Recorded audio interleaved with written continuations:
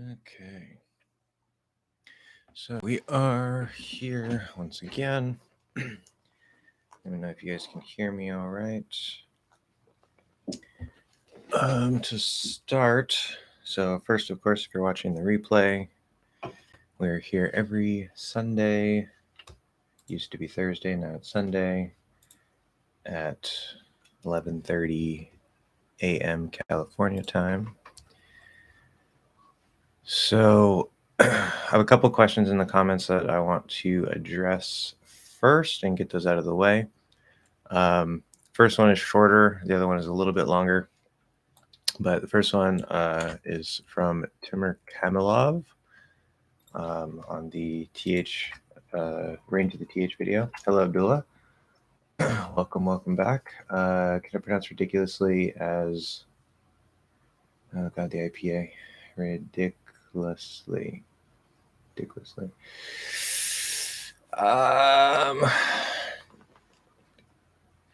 Maybe in really, really fast speech, but dropping that vowel between the K and the L sounds kind of weird. Ridiculously.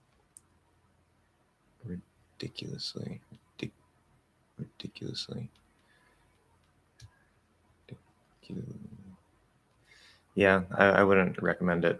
Do you believe sounding 100% native is obtainable? For the average person, yes. For the average person, yes. With the right techniques, consistency, yes, it's definitely possible. I don't think that it's possible for every single person because some people are below average in various things. Like I'm below average in mechanical skills, but that's going to make it harder. Maybe it's still possible, but definitely for the average person, or if you do have a little bit of a talent, then definitely 100%. But Delio, welcome. I'm doing good. So I got to answer a couple questions here first, guys. Go ahead and let me know if you have any questions going on. We're already populating the chat. I like this. It's already going crazy. Okay. So first, I need to answer this question. So on a video, a person asked, I have a question. Do Americans use Dental Trd to replace the TH sound only when they speak fast, or do they use it when they speak slow? So the answer to that is, remember that things are a range. When you tend to dip down into, say, the slower end of normal or that really slow, clear, enunciated speech, we're much more likely to do a regular TH. But I don't think that it's ever really required to switch from the Dental Trd back into a TH. It's just maybe a little more likely. So like if I say, instead of saying, that's a good idea, I could say, that's a good idea. Right. So I'm really emphasizing that. I'm saying it a little more slowly, more clearly. But if you're going really, really slow, like, I don't think so. Right. You need a special context for that. Maybe the person isn't listening to you. If you say, I don't think so, it still works, but we're probably a little more likely to actually use the real TH there. The other question I have to get to really quick, that was a short, quick one, but there's a bigger one that I want to address in the live stream here because it's a big, important question that I think is going to help a lot of you, and it's going to clear up some issues. So this is again from Stupidity Delivery Service. And on the last live stream, I was towards the end of that, I was talking to you guys a bit about the intonation and how like the stress works within the intonation and this and that and whatever. And so this person says, they commented on that last live stream saying, first of all, at this point, you explained that every stress syllable takes about the same time to pronounce isolated. It's not quite what I said, if I remember correctly. What I was saying is that for every single syllable word, because if you have more than one syllable, it doesn't matter if it's a content word or function word, you're going to have a stressed syllable and an unstressed syllable inside that word. And they're not going to take the same amount of time unless maybe you're doing it in like a very special way, like about what, like you're really drawing everything out, maybe because, again, like maybe somebody's not listening to you and you keep repeating the same thing, and it's a special effect. What I was saying is that any single syllable word, regardless of if it's content or function, doesn't matter if it's normally stressed or not.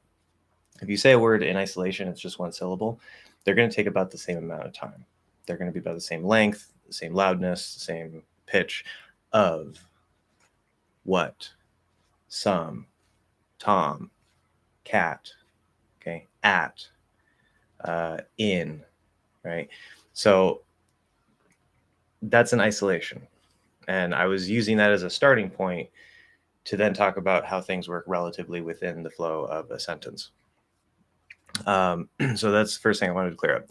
Second thing, so the person's, based on that, the person said, does it mean that I want to make every stressed syllable about the same length in my speech as well? And if yes, how does it correlate with the vowel's length? Okay. No.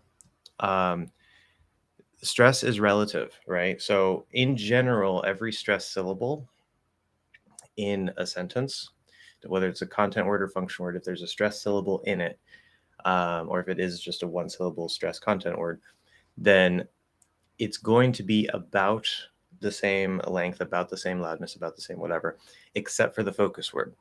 Okay. Now there's other little tiny details that can maybe affect that.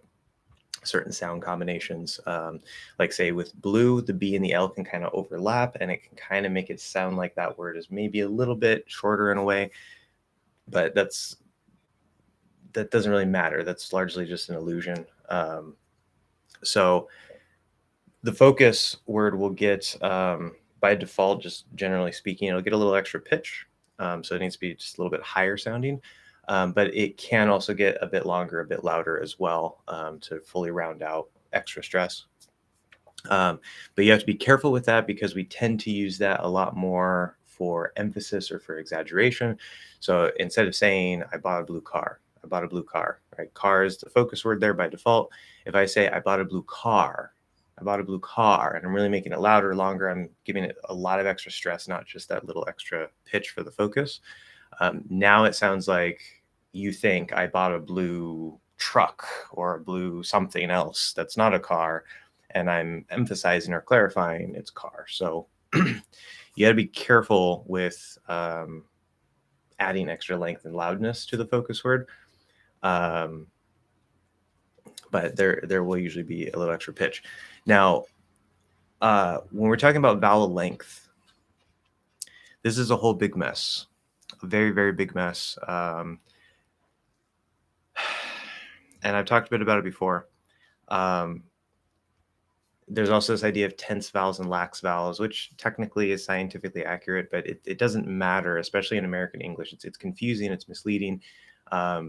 Do not think about vowel length, okay? I want you to completely just go into your brain, take whatever you learned about vowel length, and I want you to just destroy it. Just like throw a nuclear bomb on it or something. Get it out of your brain, okay? Because even if it is technically, scientifically, linguistically accurate that yes, one vowel is technically longer than another vowel, number one, it doesn't really matter within the context of American English or English in general. Number two, it leads you to have issues like this with like confusions, and it messes a lot of things up. Okay, the stress is what is important. You can use E in a stressed syllable. You can use E in an unstressed syllable. Now, E tends to happen within English. It tends to happen more commonly in a stressed syllable. Then I, right, the next sound, the short I sound, you can use that within a stressed syllable. You can use that in an unstressed syllable. It's also used as a common reduction sound. So you'll find I maybe, I don't want to say more commonly because it's used in a lot of stressed syllables, especially one syllable words, but compared to E, right, the long E, the I, the short I, is going to be found more frequently in unstressed syllables compared to E. Okay, but that doesn't matter, okay, because if I say sit, okay, sit is stressed. Sit. Okay. Now in isolation, if I say sit, that's stressed. If I say it, that's not stressed, but it uses the same sound. So in isolation, everything's going to be about the same because I'm just saying it. Sit, it. Okay. Now, if I put them into a sentence and I say, which we would probably say set it down, but I'm just going to keep sit for the comparison of the sounds here. So I'll say sit it down. Okay. Sit it, sit it, sit it, sit it. That the I in sit is going to be a little bit louder and longer than the I in it because sit is stressed and it is not. Okay. Just because I is a short I has nothing to do with the English language. Nothing to do with the English language. It can be longer, it can be shorter. It depends on the stress of the syllable. That's what you need to focus on, okay? And it doesn't matter if technically E is a little longer than I, or if I, the short I, is technically objectively shorter than I, the long I, which that's another problem because I is not a long I. It has nothing to do like, well, I is not a short I should say. I is I. It's a diphthong, it's a sound, and it's I. It's its own thing. It has nothing to do with the sound I. But because the letter I in English is usually used to spell words that have this sound I, we call it the short I. Okay. No, it has nothing. It has nothing to do with I. It is not an I sound. It's not a short sound or a long sound. It's not short I. It's I. It's its own sound. Okay, that's how you want to think about this stuff. That's going to get rid of a lot of the confusion, a lot of the problems you have. These are completely separate sounds. Again, I don't care what is linguistically how people like how scientists, linguists, classify things and whatever. For your learning in American English and how the language works, it is completely irrelevant and it is often confusing and misleading. Okay.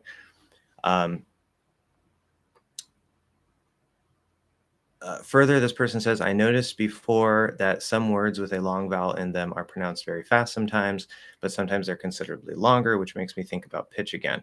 Are high-pitched words pronounced longer than other syllables with long vowels longer?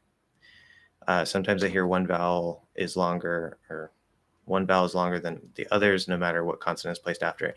Completely irrelevant. Ignore that. Did I skip a line? I did skip a line. That makes more sense. Okay. High pitch words other than stress words. Yeah. Okay. So higher pitch than other stress words. So for example, in the sentence, I bought a blue car. If the word car is a focus and it's higher in pitch, do I pronounce it a little longer than the other words in the sentence? You can add a little extra length, but again, as I said, be careful because it might start sounding like you're emphasizing or exaggerating it. So it's relative. It depends on your purpose. When do I actually want to make the syllables with long vowels longer? You want to, it doesn't matter if it's a long vowel or a short vowel. It could be E, it could be I, it could be I, it could be eh. I don't care.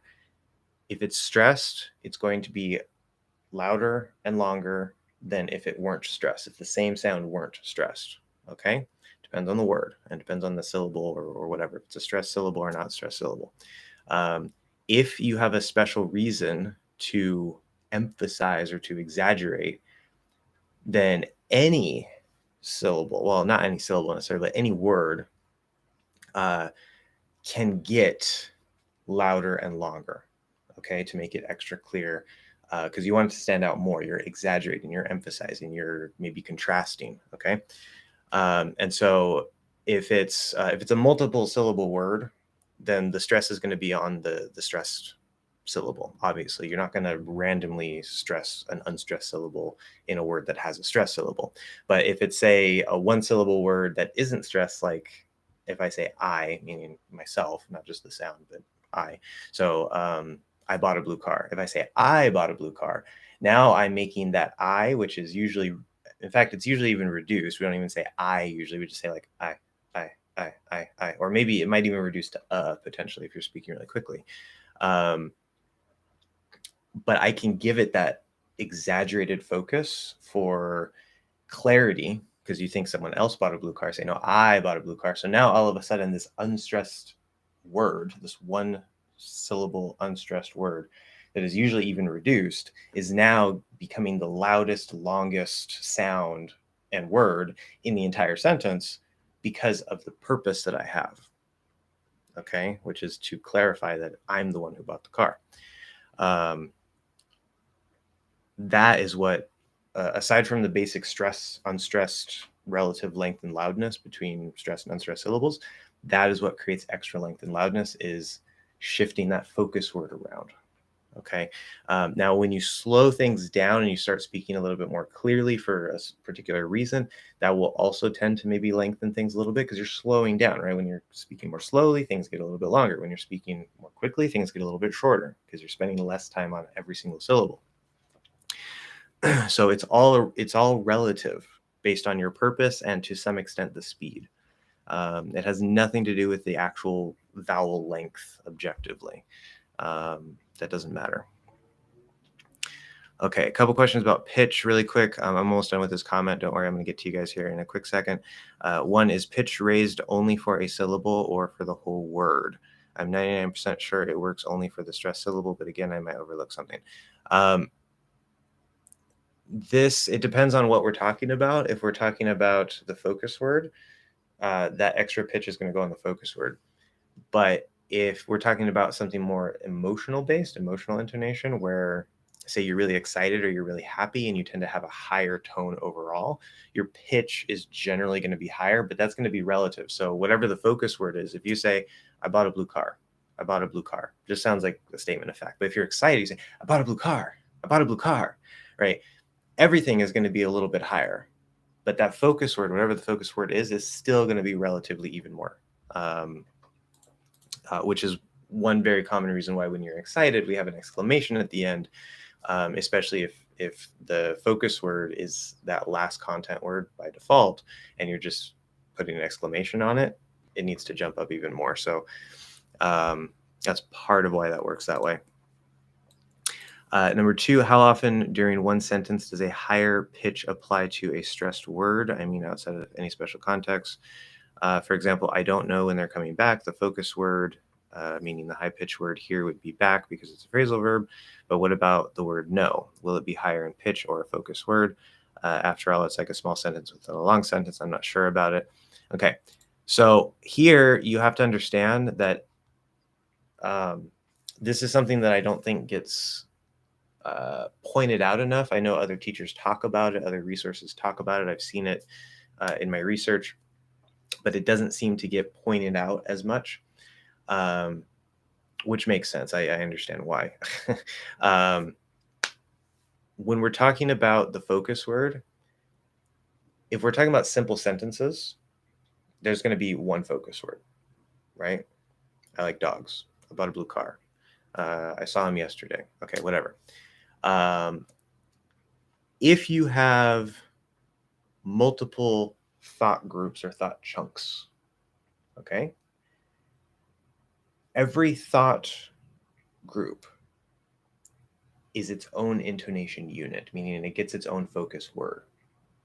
So when we say I don't know, when is a keyword, key grammar linking word, right? Grammar, not pronunciation, linking word, between two thoughts. So I don't know when they're coming back. That's two thoughts put together into one sentence, right? I don't know, they're coming back. When? So no, by default, it would be no in the first thought. I don't know. I don't know. Okay. Now, instead of just falling, because we have more in the sentence, right? So we're going to rise. If I just say, I don't know, I just fall at the end. But if I say, I don't know when, okay, we don't want to completely fall because it sounds like it's finished. I don't know. No. So no gets the focus. It's going to sort of stay up a bit. Know when they're coming back. So no is the first focus word. Back is the second focus word. I don't know when they're coming back. I don't know when they're coming back. No back. No back. And that makes sense, right? Because just like the content words give us the content, right? If I say don't know, so I'm not saying that might not be clear, but based on the context, if like, in fact, we can answer that informally. If you say, hey, when are they coming back? I could just say, don't know. It might sound a little bit rude, possibly, without adding the I, because it sounds very informal. But that's all you need to know. Don't know, right? Context is clear. I'm saying I, even though I don't say the word I. If I say come back or coming back, okay, again, that gives us the content. Or if I say like dogs, okay, you know we're talking about liking and dogs. Or want go beach, right? You have all the key information there. So what was I saying? Similarly, if we zoom out to sort of the sentence level where we have multiple thought groups, it can become a little harder to follow if you just isolate the focus words. But a lot of the time, it'll still give you the key information for the whole sentence between thought groups. So if I say no back, okay, so we're missing some information because it's a don't know, right? But you have enough information if I just say those two words, no back. So there's something, knowing something, and then back, either maybe in the sense of back, like behind, right, my back, or maybe in the sense of returning, right? Because back has multiple uses. So you still have some idea of the core essence of the sentence just with those two words. But of course, we start to lose some of the details if we just focus on the focus words between thought groups. So hopefully that helps answer those questions, makes things clear for some other people. I'm going to try to also talk a bit about that in the intonation lessons. Okay, now I have a lot of things to answer here, so thank you guys for already blowing up the chat so I can continue going here. I'm going to try not to linger too much on any particular thing. I took a long time on that because you couldn't see it, but there's a lot of text. There's lots of questions related to intonation and stress there. Okay, so picking up where I was here, so TR1F4EK. I don't know how I would say that, but I'll call you TR. How to relax the very far back of the tongue and keep it that way while speaking.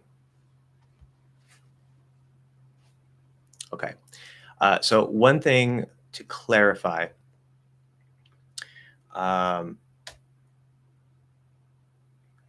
if you listen to other teachers and they tell you, oh, when you're speaking American English, you need to relax, right? You need to relax, right? If you relax, you'll make right, which isn't true because it depends on your native posture. But if we're doing, so if you're referring to say like the mouth posture phase 0 work, where we're trying to get sort of a dead tongue to break out of the posture and set up for the basic vocal tract control exercises,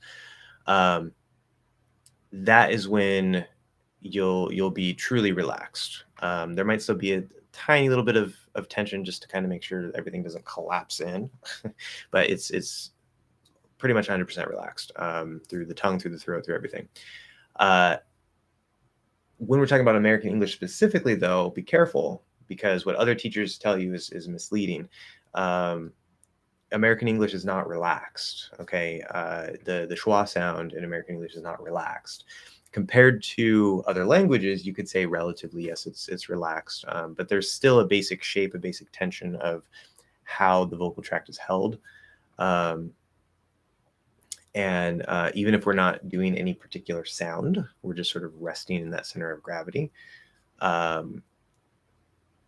there's still going to be some little default tension through the tongue.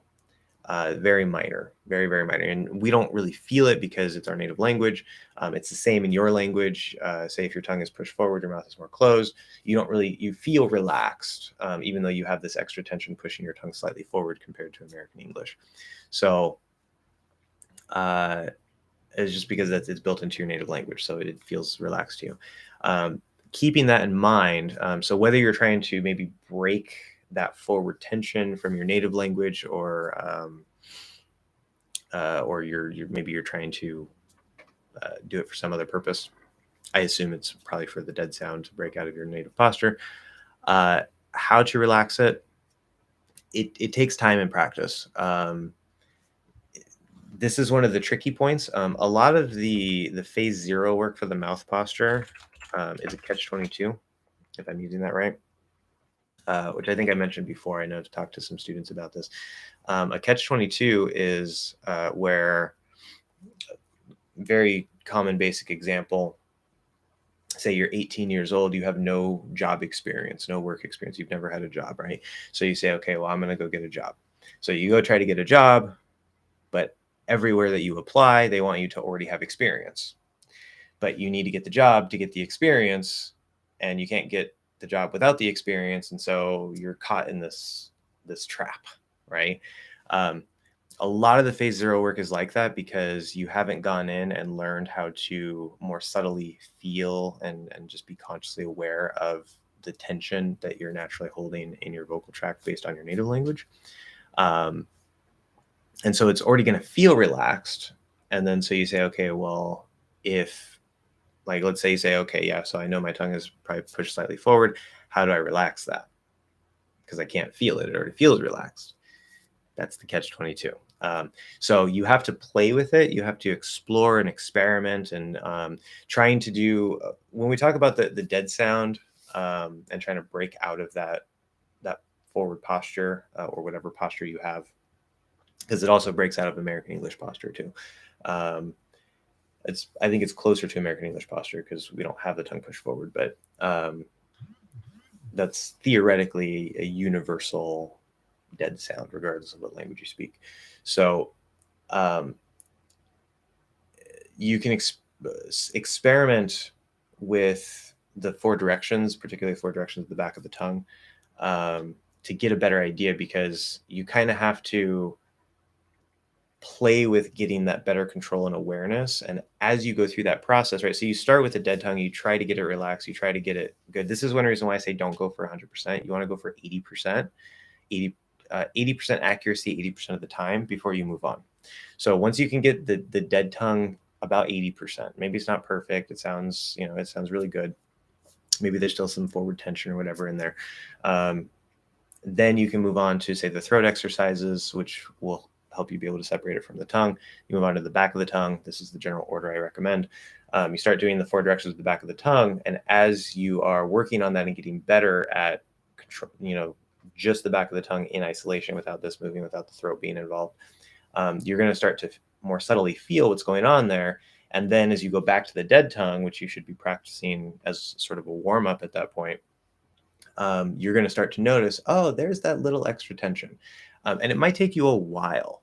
Okay. It might take you a while, but the more that you become aware of the different parts of your tongue and your throat, just your vocal tract in general, the more that you play with it, the more that you try to get subtler control to make it do different things, the more that you're going to start to feel what before was relaxed.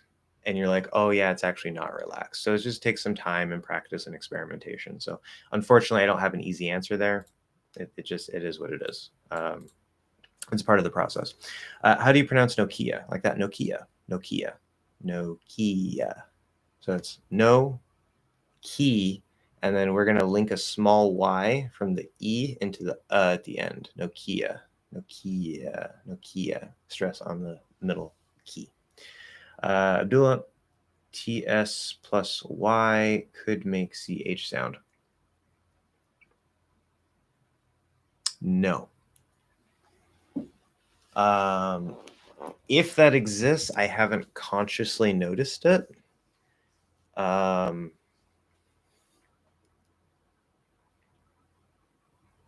see here. So if I say that gets you from here to there, that gets you from here to there, that gets you from here to there, gets you from here to there, that gets you from here to there. Okay, maybe if we're being really lazy and speaking quickly enough, it doesn't sound too bad.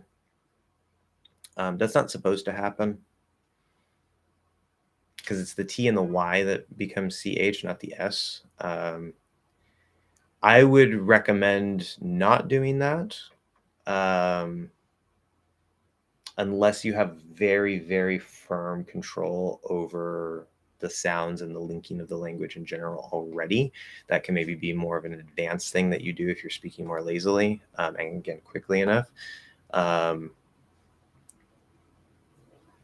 Regardless, I would assume, again, maybe it's just not something I've consciously noticed. I would assume that most of the time we wouldn't do that, and we would say gets you.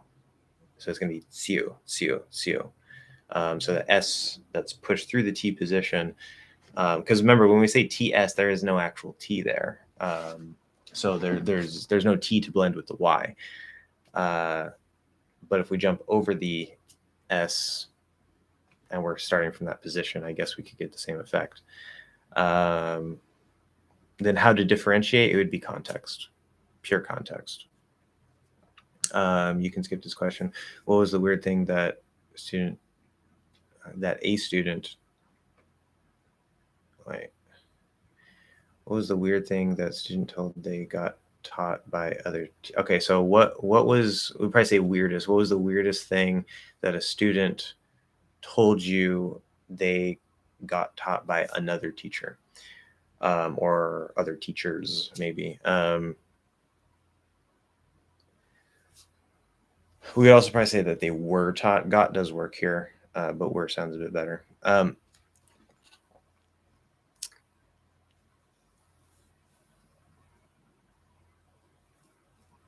Off the top of my head, I have no idea. Yeah, I don't know. I'll just go ahead and skip that one.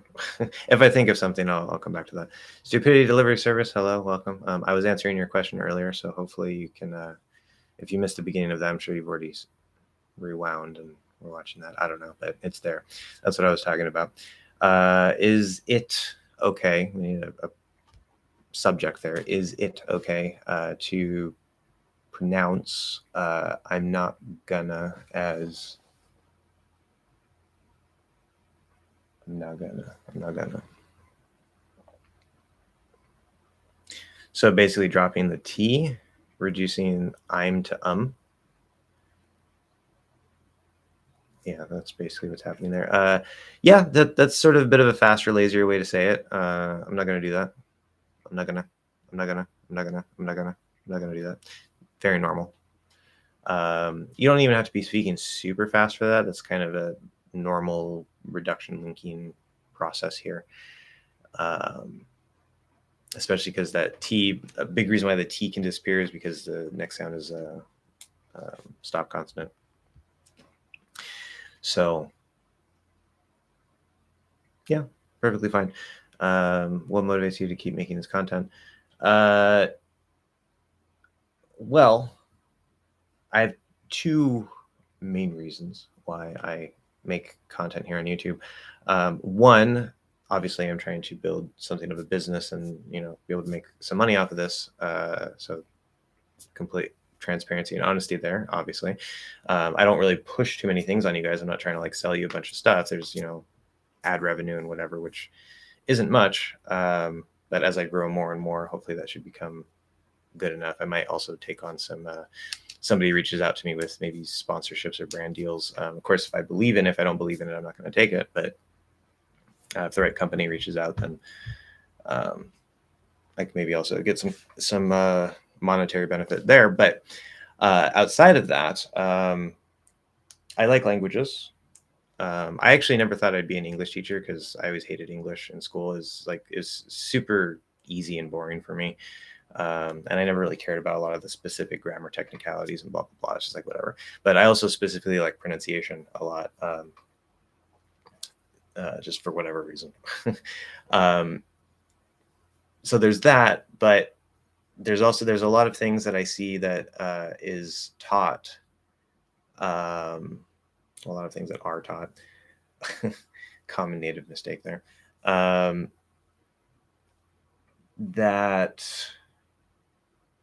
I would say are either wrong or like we were talking about earlier with the vowel length, objectively speaking from a scientific linguistic standpoint, yeah, there's a difference in vowel length.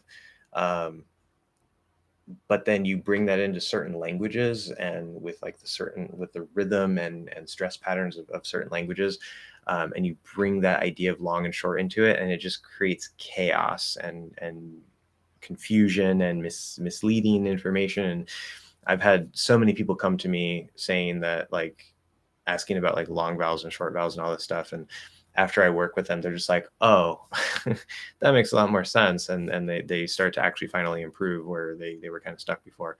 Um, so, and apparently the way that I explain things, which this isn't specific to language, I seem to have a bit of a talent here. The way that my brain perceives information, especially big picture information, I have a weird ability to take very abstract, complicated concepts and process them through my linguistic skills in a way that they're usually, at least I hope most of the time, they're presented in an easy to understand, digestible way. And a lot of people seem to like that. I get a lot of comments about that. And I say it's not just language, like teaching language or whatever, because I did uh, I had a university class quite a few years ago now. It was art history, um, from, I think it was from the Renaissance to the modern day. And I won't go into all the details, but basically the final assignment was I had to choose a prompt. There was different prompts that I had to choose from. And the prompt that I chose was, I had to take um, this particular modern piece that the teacher wanted me to talk about, which was basically just like, it was just like a red canvas with like a black and a white line on it or something like that. I forget exactly what it was.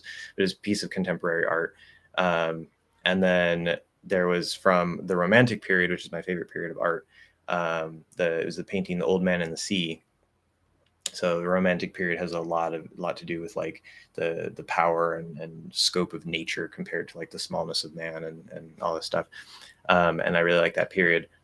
And I had to take the two. I had to compare and contrast them. And then in addition, I had to take a third piece of my choice from any period, um, and talk about how I think these other two pieces may have influenced this piece in some way, and wrap it all up with a nice little bow, right? And not only did I do that, but I took my, because I've been studying. I don't do a whole lot of this now, but since high school, I was studying the spiritual traditions, Buddhism, especially Buddhism. I started Buddhism in ninth grade when I was 14. Went into Taoism, Confucianism, which is technically isn't a religion. Started studying Hinduism, of course, Christianity, Islam, Judaism. So I know quite a lot more than the average person about the spiritual traditions, and I like mysticism and the if you look under the surface, you can kind of see that in some abstract way they're all kind of pointing at the same thing. Um, and so I have an interest in that, historically in my life. And so not only did I complete the assignment as it was done, but I also tied it into the nature of reality, using like Taoist concepts and Buddhist concepts. Because the third piece that I chose was like the psychedelic piece. I forget the name of the artist, but he's a famous psychedelic artist. And I did all of that in a way that, and I don't want to, I'm not trying to brag here. I was kind of like BSing it. I was kind of interested, but I was kind of BSing it, which is a way like to say that I was kind of just trying to get it done. Like I wasn't trying to craft the most beautiful essay ever. It's just, this is what I do. And I did it at the last minute, which I always do for essays. I always only do one draft for essays. I can't do that with books, unfortunately, but I've never written more than a first draft for an essay. Minor editing. This is part of my skill, my natural skill, apparently. And the teacher said that not only did I more than satisfy the requirements of the essay, but that the direction I took it and the way that I wrote it, and I took very abstract concepts and boiled them down into a way that the average person would easily be able to understand. And she wanted to use my paper as a model for future students. Now, again, this can kind of sound like bragging. That's not my point here. My point is that that's how my brain works. I seem to be very good for whatever reason at taking very big abstract things, finding connections between things that aren't so obvious, that are under the surface. That's why I talk a lot about feeling the language, logic of prepositions, this engine that is underneath the intonation system that I discovered. That's what my brain likes to do. And so it gives me a different angle to, one, just kind of have fun exploring, in this case, English. But also, number two, to present the information in a new and interesting way that nobody else has really done before. And you guys seem to like that. So here we are. So a little bit of a long-winded answer there, but between the money, the entertainment that my brain gets, and the addressing of things that I think are taught either incorrectly or inadequately, those are basically my motivations for making content here. Of course, ultimately with the end goal of helping you guys. Of course, that's implied. What is the most important sound in American English? The schwa. And I would add the full range of the schwa, particularly the center of gravity, which would be like a nice, clear, enunciated schwa, which I've talked about in the full range. There's the reduced true schwa, the center of gravity, mouth posture, and then the upside down V, which in the context of American English is part of the range of the same sound. But especially that center of gravity, that nice, good, clear, which it's not the upside down V, but it's not a reduced it's that is the single most important sound, because that is the entire posture of the language. From there, you can build every other sound. Okay. Random characters. What are the chances? I don't know. It came out of nowhere. I just wanted to lurk into the community posts, and YouTube reminded. Oh, I see that. Those are the chances. Okay. Reminded me of your stream. Is it time to wreak havoc? Maybe. Don't wreak too much havoc. I hear some native speakers, or at least I think so, making the dental T while their tongue is between their teeth. Yeah. So remember when we're talking about the dental T or D replacement of the TH sound, this is one reason I think why it's a natural replacement for the TH in American English, and why part of the reason why we don't really notice it. So just like the TH can go through the teeth, which we don't usually do. That's the way it's taught, but that's not the way we usually do it. That's more of like an exaggerated TH. It can always come out that way, but usually if I'm saying like that, then I might push it through. I still don't have to. I can say that. Doesn't matter. And then, of course, there's right behind the teeth. That's where the TH actually is. You could do sort of a little bit of a lazier TH where it almost becomes an H. We tend to do that when pulling back into like an other, if we're speaking more quickly. And then there's the dental. Now, the dental, obviously, you can't be pulled back in order to do the dental version. But the reason why I usually put quotation marks around the dental is, well, one of the reasons is because you don't actually have to be on the teeth. And I've mentioned this before, but a sort of standard, nice little neutral general position is just here, right? So there's top teeth, top of your mouth, just bam, right there. Okay. Now you could even be up in the regular TD position as long as your tongue is flatter. Okay, because that's really what it is. It's this flat sounding T or D that replaces the TH. So it doesn't actually have to touch the teeth. If I go up here and I'm not touching the teeth at all, but I'm flatter, instead of saying t, if I say t, t, t. So if I say think, think, think, think, I'm not touching the teeth at all. Any native would interpret that as think, not tink, which isn't a word.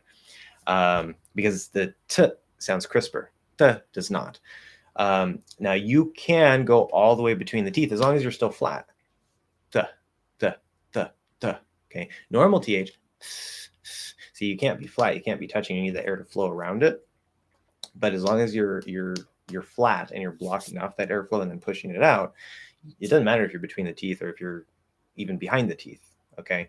As long as you're flat enough, you're dull enough, and you're not letting the air flow like a normal TH would, it's going to create that dental version. So Yeah, that's no problem. I like to show poster on the wall behind you. Where's David? Yeah, where is David? um, I like the show poster. Yeah, that's it's always hard to say that in English because in Japanese it sounds so much better. Rurouni Kenshin, we say in English. We don't like those two R's next to each other. It's a little hard. Rurouni Kenshin. It's one of the best animes of all time. I also have, you can't really see it. You can kind of see the corner of it a little bit right there. But that's Sword Art Online, which is probably the single best anime ever made. Okay. Retracted message. I like how streams went from taking your time to being better with explanations, I guess. What is the focused word? How can I know it? So it's not focused word, it's focus word. Focused word sounds like a word that is focused. It has lots of focus. It's like the word is focusing, which words obviously can't focus. It's the word that receives the focus. That's why I call it attentional intonation, because you're bringing attention to it by making it stand out in some way compared to the other stressed words that also need to stand out compared to the unstressed words. The focus word by default in any sentence or thought group, by default, again, you can move it around if you have a special reason, but it's going to be the last content word. Then if you have a special context, so if I say, right, we were using before, I bought a blue car. I bought a blue car. Car, just, right, there's bought, blue car. Those are all stressed words. They're all content words. But the default position in American English, whether it's a question or a statement, is going to be that last content word that will just kind of stand out a little bit more, get the focus by default, because there's no special situation. It's just how the language works. Then if I have a special reason to highlight, like maybe for clarification, I bought a blue car, not Tom. I bought a blue car, not a red car. I bought a blue car, not I sold a blue car, right? Different reasons to maybe move that focus word around, which will also tend to give it, you don't have to, but we will very commonly tend to make it louder and longer, not just a little higher in pitch. If you have a special reason based on the context and the purpose of what you're saying, then you get to choose how you want to move it around. That's as simple as that. How do you scratch the mirror? It's completely irrelevant. And it's actually not scratched, it's cracked.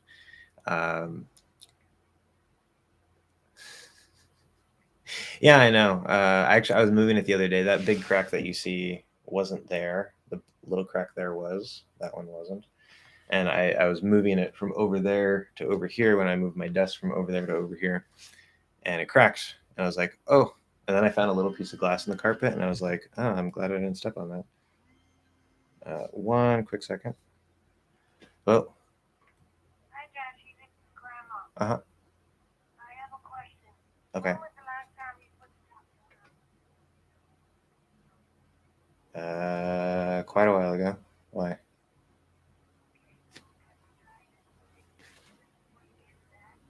I don't think so, no. Did you lower the thing that's in the trunk? Yeah, no, so when you open the trunk, there's a little thingy that you have to pull down. Yeah, otherwise it's not going to activate.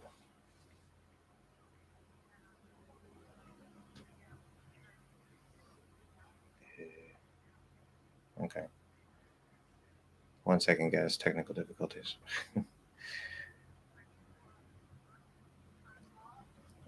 Technically, I'm in my live stream, yes.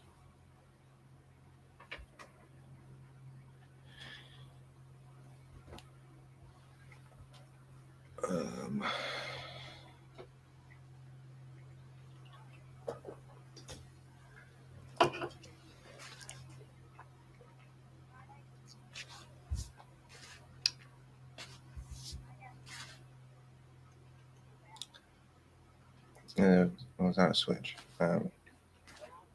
Hey, Charlie. So when you open the trunk, there should be a thing that you can pull down. Because if you're using the trunk for storage, it needs to be raised up inside the trunk. There's a thing that raises up and sets into a little thingy so you can put stuff in the trunk. But if you're putting the top down, you have to lower that. Oh, okay. And it's still not going down. Oh, then I have no idea. Every time that I've used it, it worked with no problem. So yeah, I can't think of anything else. I don't know. Yeah.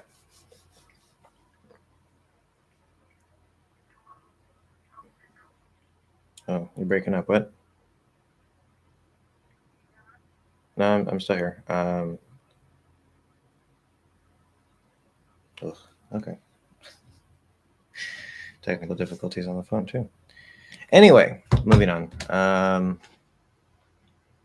It was a car problem. Yeah, so mirror doesn't matter, whatever. Ears, my lord, ears takes practice. Well, yeah. I mean, you have to be able to, going back to the focus word, or focus hand, now I'm saying focused, because that's what I'm reading. Going back to the focus word, you got to listen for it too by default. But knowing where it is by default can help you kind of start to, oh, yeah, okay, I noticed that's maybe a little bit more. But remember, when we move it around, it's not always obvious. You at least just need to give it a little bit of an extra bump there, and it may not stand out super clearly. But yeah, so a little bit of ear training, focusing on your ears, will also help to notice when it's more subtle. It's been a while since I've seen Davin on here. What happened to him? He was always here. Since I don't see, it's been a while since I don't see. Yeah, close. I would say since I have seen present perfect. Yeah, I don't know. I think Davin popped in. No, Davin left a comment on a video. A little. I think the last video I posted. Yeah, I don't know. People get busy, so.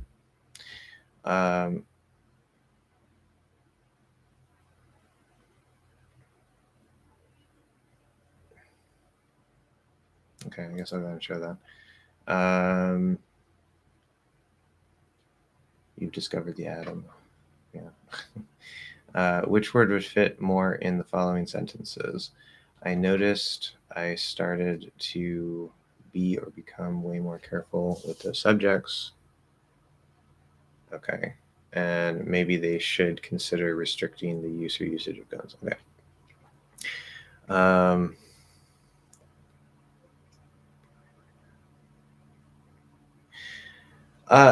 Yeah, so good question. So in the first case, both work just fine. There is technically a difference. Be is like you are being more careful, where become is like there's a reason why be and come combine to create become, because it's that process of the be coming into existence over time, usually over time.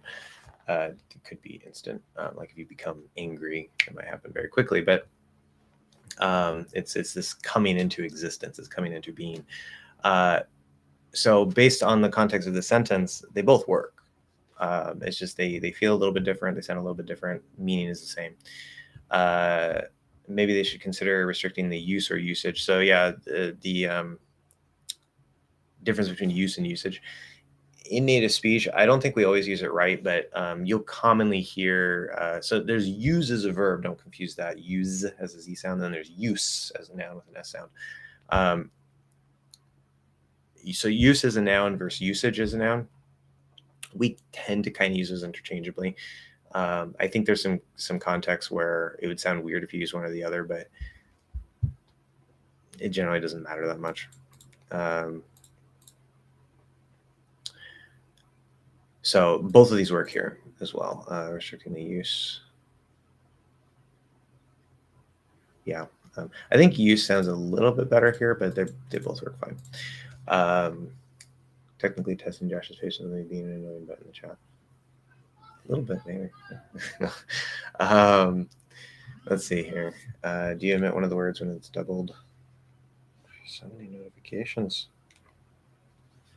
Do you omit one of the words when it's doubled? Example, I'm afraid that is no longer a keyboard. Okay, so good observation. Not quite the explanation.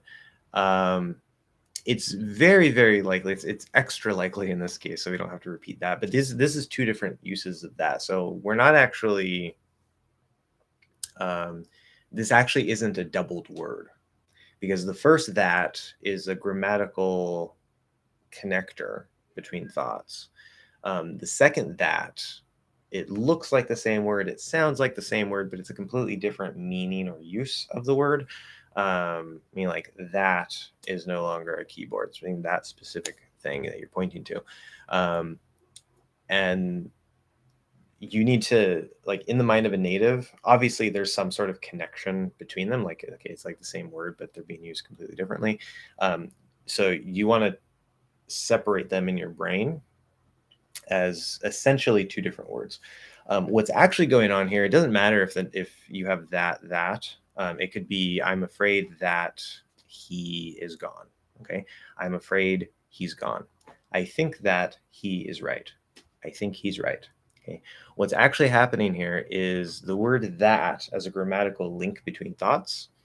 Sometimes, which again, I'm horrible thinking of specific examples off the top of my head. That's one of my big weaknesses. So I can't think of a good example here. But sometimes if you drop that linking the two thoughts, it will not sound right. Usually it has to do with like the specific context, and like if you drop it, maybe it sounds like a slightly different meaning. That can happen sometimes. But most of the time, we tend to drop the word that, but that links thoughts. So whenever you have two clauses like that that are based on each other, so I'm afraid that blah blah blah, I think that blah blah blah, blah, blah, whatever the case is, we're using that to link the two thoughts. It's always possible to say it, but probably 80-90% of the time we just don't say it because it's implied. This is something that's very different compared to, say, Spanish, for example, where you say like creo que algo. I asked my Spanish partner once, and I was like, "Can you drop the K? Can you say creo algo?" And she was like, "No, you can't do that in Spanish." So I don't know if there's any Spanish speakers that do that or whatever, but apparently it doesn't exist in Spanish. But it's very common in English. And it's not just that. There are certain grammatical words. That is probably a good example of something that happens much more often than not. But I know there's cases where like sometimes prepositions can do that. By is a good one. So if I say you learn better by doing something, right? I could say you learn better doing something. You don't actually need the by. The by is implied. It's still there in the context. You just don't have to say it. It's clear. Now, that doesn't mean you can drop all bys all the time, but there's specific bys, usually by meaning like in a particular manner, in a particular way. So you learn by doing. That by can often be dropped.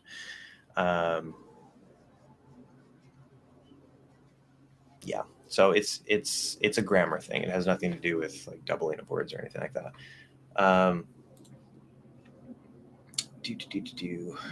am way behind. All right, Finn is here, I see. Wow, I am really way behind. Jeez. Okay, I need to speed up a little bit. I don't even know where I am.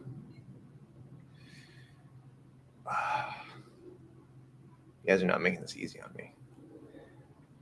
Stupid. I went to scroll down and then YouTube jumped to the bottom, and I'm trying to find where I was. Okay. Stupid phase 3 stuff. You're not even really on phase 3.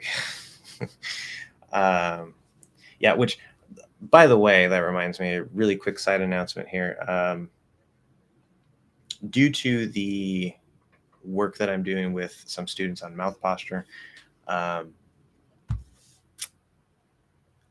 my initial idea, right? So we have phase 0, which is just vocal tract awareness and control. It's probably the single most important thing you can do, regardless of if you use mouth posture or not, mouth posture approach or not. Then there's phase 1, where we build the core of the mouth posture, the jaw and the schwa, mostly, a bit with the breath, whatever. Then phase 2, my original idea was, right, there's all the vowel sounds, there's all the consonant sounds. And so phase 2 would be like going in and building each individual sound into the mouth posture, one by one. And long story short, it's not the most efficient, effective method. I mean, it's very effective, I think. It's not the most efficient. It takes a long time, and you can very easily get bored because you're just like working on sounds. You're not even getting to words yet or syllables. And so it's also a little bit impractical. I'm starting to find. So what I have decided to do instead, I'm still exploring the best way to do this with the students I'm working with. But instead of there being a distinct phase 2 that's about like building all the individual sounds, and then a phase 3 where we start building syllables and words, there's going to be sort of a blending between those. And I don't know exactly how I'm going to because I don't want to have just like one gigantic phase 2. I'm probably going to find another way to split it. But it's going to be more integrated, where like we do, at most, it would be like all the basic vowels, and then introduce a few consonants and start building some syllables and words. But I think it actually might be even better than that to do, say, like maybe the front vowels, maybe plus ah, then get a couple consonants. I already know that the 2 consonant groups that we start with, it's k, g, n, and t, d, n. Those seem to be the best starting places. And then we start building syllables and words with those. And there's a snowball effect that once you start building a certain number of sounds into the posture is self solidifying in a way to where the more sounds that you build into it, the stronger the mouth posture gets. It's a very interesting and really good sign that I'm noticing with the people that I'm working with. At first, it's very slow. It can seem kind of boring, but as we start getting the ball rolling, it seems to start getting relatively easier, a little bit faster, a little bit more interesting. So it's step by step. But yeah, there's going to be a little bit more of a blended approach, where start with some vowels, introduce some consonants, start building some syllables and words. Then we're going to introduce some more vowels, introduce some more consonants, start building, some more things based off of that. And we're going to build out the whole posture in that general approach. I just don't have the specific steps and specific sounds past a certain point, because I haven't gotten there with anybody yet. So a huge change in the second half of the mouth posture course. But I think you guys should probably be excited about that, because it's going to be a lot more interesting than my original plan. Now, I don't know what's going to happen to the Vowel Masterclass class and the Consonant Master class. I still might do that. I probably should do it for reference. But yeah, we'll see. So that's still coming. The mouth posture is still in progress. Don't worry, it's still coming. Is it possible to sound like an American? Yes, it is. 100%. If it weren't possible to sound like an American, I wouldn't sound like an American. I know what you mean, right? You're a non-native speaker. Is it possible for a non-native to develop an American accent and sound like an American speaker? To which I would also still retort, that when I was born, I was not an American native speaker. We know there's differences between, when you're a baby, when you're a young child, as you get older and older, things in the brain change a little bit. But number one, if there's anything, which I want to go into a whole big thing here, because I tend to ramble on and take too much time. I generally believe this for pretty much any skill for any person, but especially with language. language is it's a human thing, right? Now there apparently the dolphins have language, and I'm not saying only humans have language, whatever, but within humanity, right? It's like walking, right? It's like having thumbs. It's a part of humanity, right? We have language, whether that's sign language, spoken language, written language, whatever kind of language, we have language, and that is so fundamental to our species that yes, if you compare the seeming relative ease that a young child has learning a new language, and I use seeming because it's not necessarily as easy as it seems, but it is, they have more neuronal connections that tend to get pruned past a certain age, blah blah blah, the brain develops. But you also have logic as an adult that kids don't have. You have other tools and whatnot. Some studies show that adults can actually learn languages better than children. That's obviously debated. There's a whole debate on that topic, but regardless, if you can speak your native language, you can speak another language. Okay? Period. That's a fact. It's a fact. I don't care what your excuses are. You think you don't have talent. You think you don't have genes. You don't have. You think you have whatever. Okay, you can learn another language. You can communicate in another language. Period. That is a fact. Even if you're below average, you can still learn. Maybe not to pass as a native, right? For some individuals that are maybe, below average in language skills, just like you could be below average in music, below average in whatever. Average is average, so you're probably in the average if you're not talented. But even if you're below average in language, say language learning ability, you can still learn enough to communicate. It may not be perfect. You definitely won't pass as a native, but you can still learn enough to communicate because you're a human being. That's what human beings do. We communicate. Now, is it possible to sound like a native of that particular language, whether it's grammatically, pronunciation-wise, vocabulary choices, et cetera, et cetera? Absolutely. For the average person, I do believe very strongly that that is absolutely possible. It doesn't matter what language you're starting from and what language you're going to. You could be a Japanese speaker, you could be a Spanish speaker, you could be a Russian speaker, you could be a Swahili speaker, Korean, Mandarin, I don't care. Coming to English, specifically American English, yes, the average person can learn how to sound like an American if they put in the work, if they use the right techniques, if they're consistent enough. Okay, it's not just like magically like, oh, I'm going to sound like a native speaker. No, it's, you got to put in the work. And there's many things that you can do that won't get you very far, right? So you can spin your wheels and you can try a bunch of things and you're just like, I can't do it because you're not doing the right things. If you don't do the right things don't happen, as Sadhguru likes to say. That's a whole little topic in itself, but put simply, yes, I do think for the average person, which probably includes you because average is average, it is possible. Are you going to reach that point? It's on you. That's on you.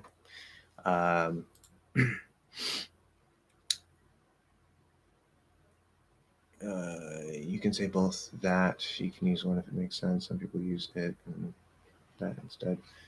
That's a different thing. That is true. Yes, takes pay a lot of attention for sure. That's definitely true. Yeah, the real key to sounding native is to hear correctly. Because if you can't hear the sounds, you can't hear the stress, you can't hear the rhythm, you can't hear blah blah blah blah blah. How are you going to reproduce it? You don't know what you're trying to reproduce, right? So it always starts with the input of the ears. That's definitely true. I'm afraid that is no longer a keyboard. It just sounds weird when you just like, because I know that was a sentence that he used, but it's just like randomly now in the chat. It sounds funny. That's a funny sentence anyway. Like, I guess maybe you destroyed it with a hammer or something. It's like, to me, it's like you waved a wand and now it's a rabbit or something. Just sounds funny. I'm afraid that it is no afraid that is no longer a keyboard. Yeah, it's the same thing. Same basic meaning here.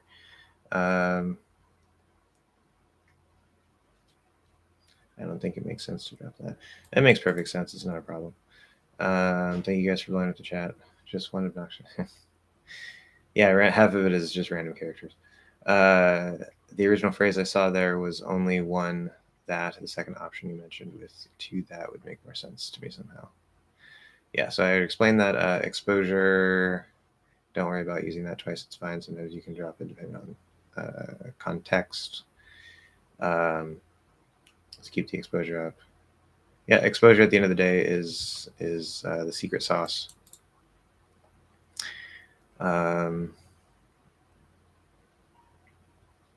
Generally, yes. Good advice. Native languages are numb to you. I don't think it's necessarily the right use of numb, but I think I get what you're saying. Yeah, okay, yeah. In the context of this, yeah, you don't feel it, so I guess that works. Numb, that's fine. If you're monolingual, most definitely, you'll always think it's relaxed. Yeah, because it's just how you speak. Right? If you've never had to speak another language, you haven't had to make your mouth do things that it didn't learn how to do as a baby, then it's going to feel weird. But everything you do is generally going to feel pretty easy. Catch-22 is paradox. Yes. Just a complicated problem. Blah, blah, blah, blah, blah, blah, blah, blah. Phase 0 is stupid, but is required for phase. Phase 0 is amazing. Thank you, Abdullah. Phase 0 is kind of stupid in a way. I get it. But it is literally the key to the castle. It's like if you skip phase 0, you're basically trying to drive a car without an engine. And if you don't care about how cars work, learning about an engine, like how the engine works, would be very, very boring to you. It maybe isn't the best example because you don't have to know how an engine works to drive a car, but you at least need to know how to put the engine in if it doesn't have one, right? You need the engine in the car. Phase 0 gives you the engine. It literally builds your engine so that you can then go into the other phases. It's like going to college. Phase 0 teaches you yourself. Well, that also helps, yes. I would very much disagree with those random characters. I say not the real accent stuff yet. Phase 0 is the essence of accent development. Is it absolutely required? Not necessarily. I've made phase 0 into sort of a step-by-step concrete process that you can work through to pass certain checkpoints. Let's see, boxes and checkpoints at the same time. Pass certain checkpoints so that you can be reasonably certain that you have a certain level of control. Where someone like me, I never did that. I developed this to help you guys because to me this comes very naturally. When I explore the pronunciation of other languages, like when I started teaching myself Spanish or whatever, I naturally just play with my tongue, play with my vocal tract and stuff, especially the tongue. Most of it's in the tongue. And trying to get my tongue to do different things is just fun and interesting to me. So you don't have to do a structured step-by-step thing if it's something you're naturally interested in. But phase 0 is sort of for the average person that maybe doesn't know what to do or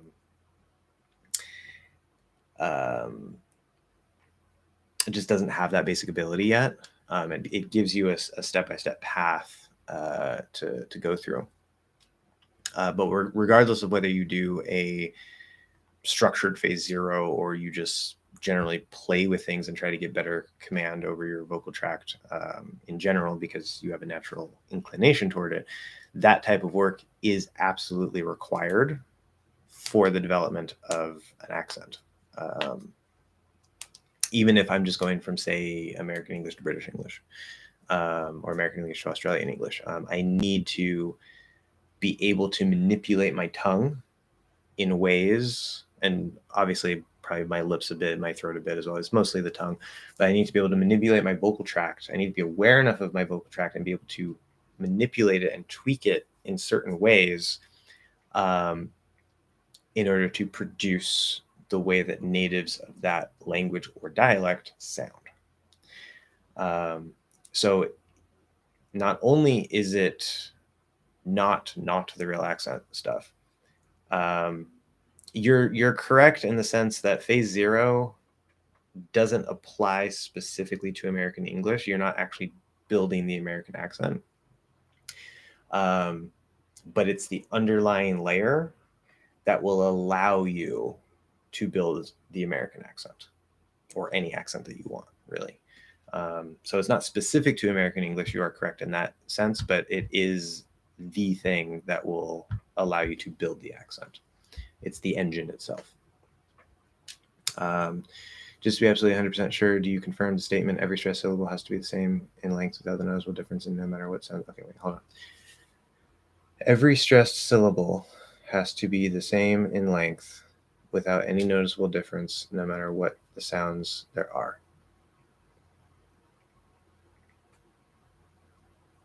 That's a good question. Based on what I was explaining before, I guess that would be the conclusion, except for the focus words.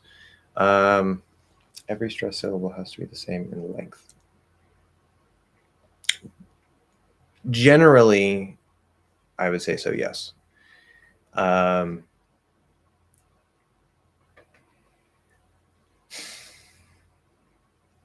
One big piece of confusion here, something that you might have learned from somebody else, is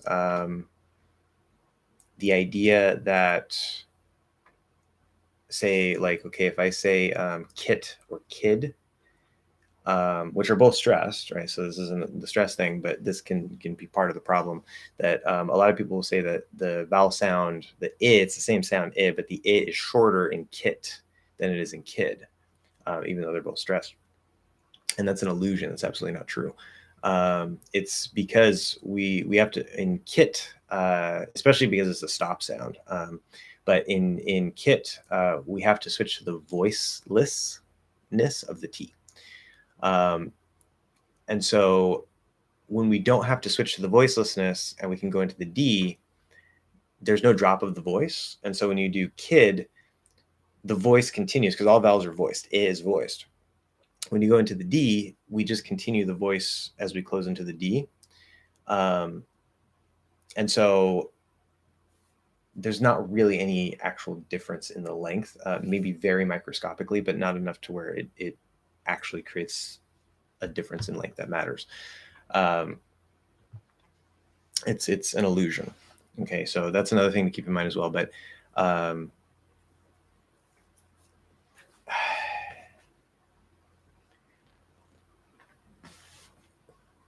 we're also talking about, right? I'm talking about simple examples structure, right? So we're talking a lot about structural intonation, focus word, or structural intonation, not structural, attentional intonation, where the focus word is, and then all the stressed syllables are going to be relatively the same. They need to stand out compared to the unstressed syllables. Okay. If it's in a function word, it can maybe not stand out as much because it's just a function word like about. Within the word about, it needs to be louder and louder compared to the but say about compared to car, it's about a car. Well, that gets the focus word. It's, let's see, so it's not the focus word. It's about a red car. It's about a red car. It's about a red car. It's about a red car. Maybe there's a little bit of difference in the length and loudness in about. It doesn't really matter that much.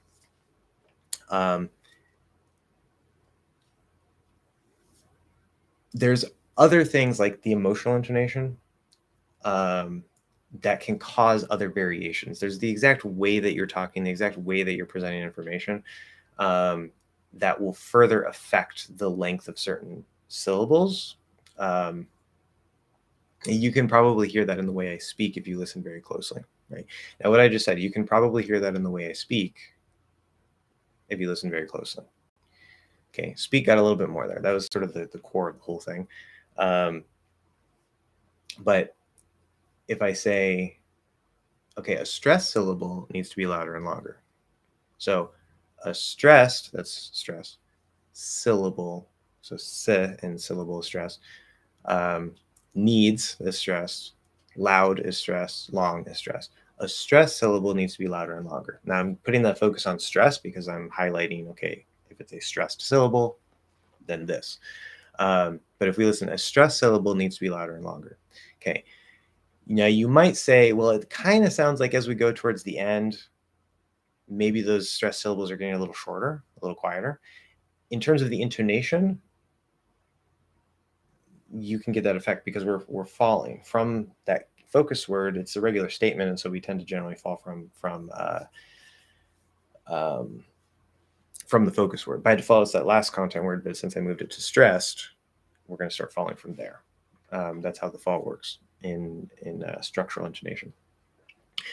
And so that can sort of compress some of those stresses from the intonational aspect. But in terms of the stress of each of those words, they're still working the way that they work, right? They're still roughly the same. They can just sort of get compressed maybe a little bit under the weight as we fall. So if I say, if it's a stressed syllable, it needs to be louder and longer. Needs to be louder and longer. You hear this lowering as we go towards the end. That's the intonation effect.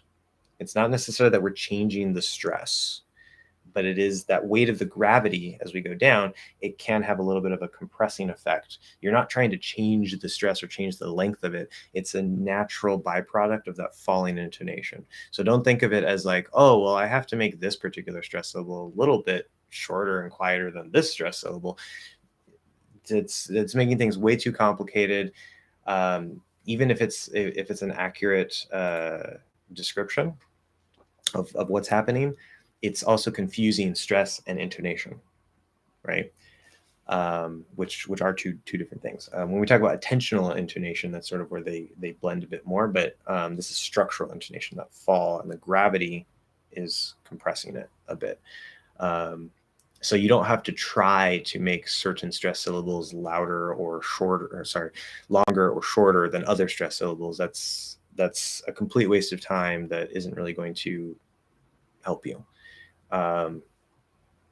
As long as your stressed syllables compared to the unstressed syllables are generally louder and longer, okay, and they're going to be roughly the same, just like the unstressed syllables are going to be about roughly the same,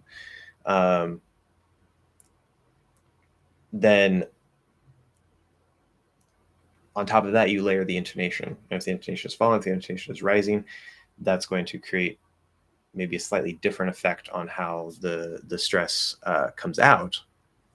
But you're not trying to, you need to keep everything relatively proportional. That's the idea. It's not about like an absolute, like, oh, this syllable needs to be this stressed, and this syllable needs to be this stressed, this syllable needs to be this unstressed. No, if it's unstressed, it's relatively shorter, quieter, lower in pitch. If it's higher in stress, or if it's stressed, it's going to be relatively louder, longer, and higher in pitch. And the stresses compared to each other are going to be roughly the same. The unstresses compared to each other are going to be roughly the same, because that's the part of the rhythm and the timing of the language. And then the intonation, of course, will create subtle little effects based on that basic relative pattern. So anyway, English Hex is more amazing than Phaser, I suppose. English Hex is Phaser. You can go, wait, you can go, where'd you go? Instead of where'd you go? Yeah, so in a bit lazier, a bit faster speech, it actually doesn't have to be too fast for this one. It's just kind of lazy. Where can reduce to were.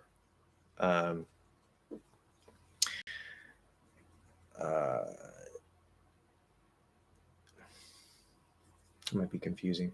In some sense, you can think of the basic vowel, as sort of like a schwa for our colored sounds.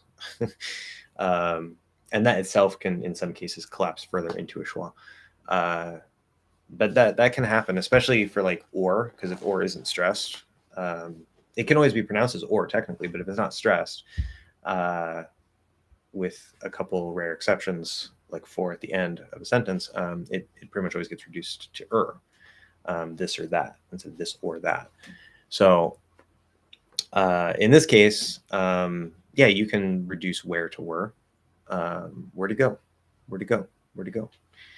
Make sure you're speaking quickly enough. You don't have to speak super fast, but if you speak too slowly and you say where to go, it starts sounding kind of like that stereotypical Southern uneducated type of sound, especially if you put a little more focus on the word, like where to go, where to go. That's really starting to sound like more uneducated.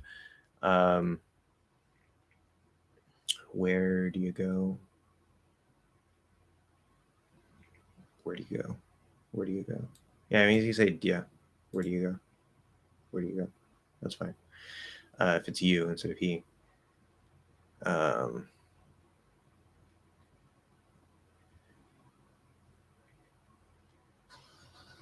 Yes, that's where it did. You can contract the where and the did.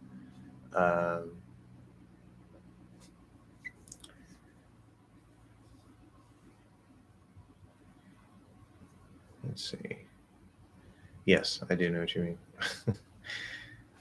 So theoretically, the stressed, unfocused.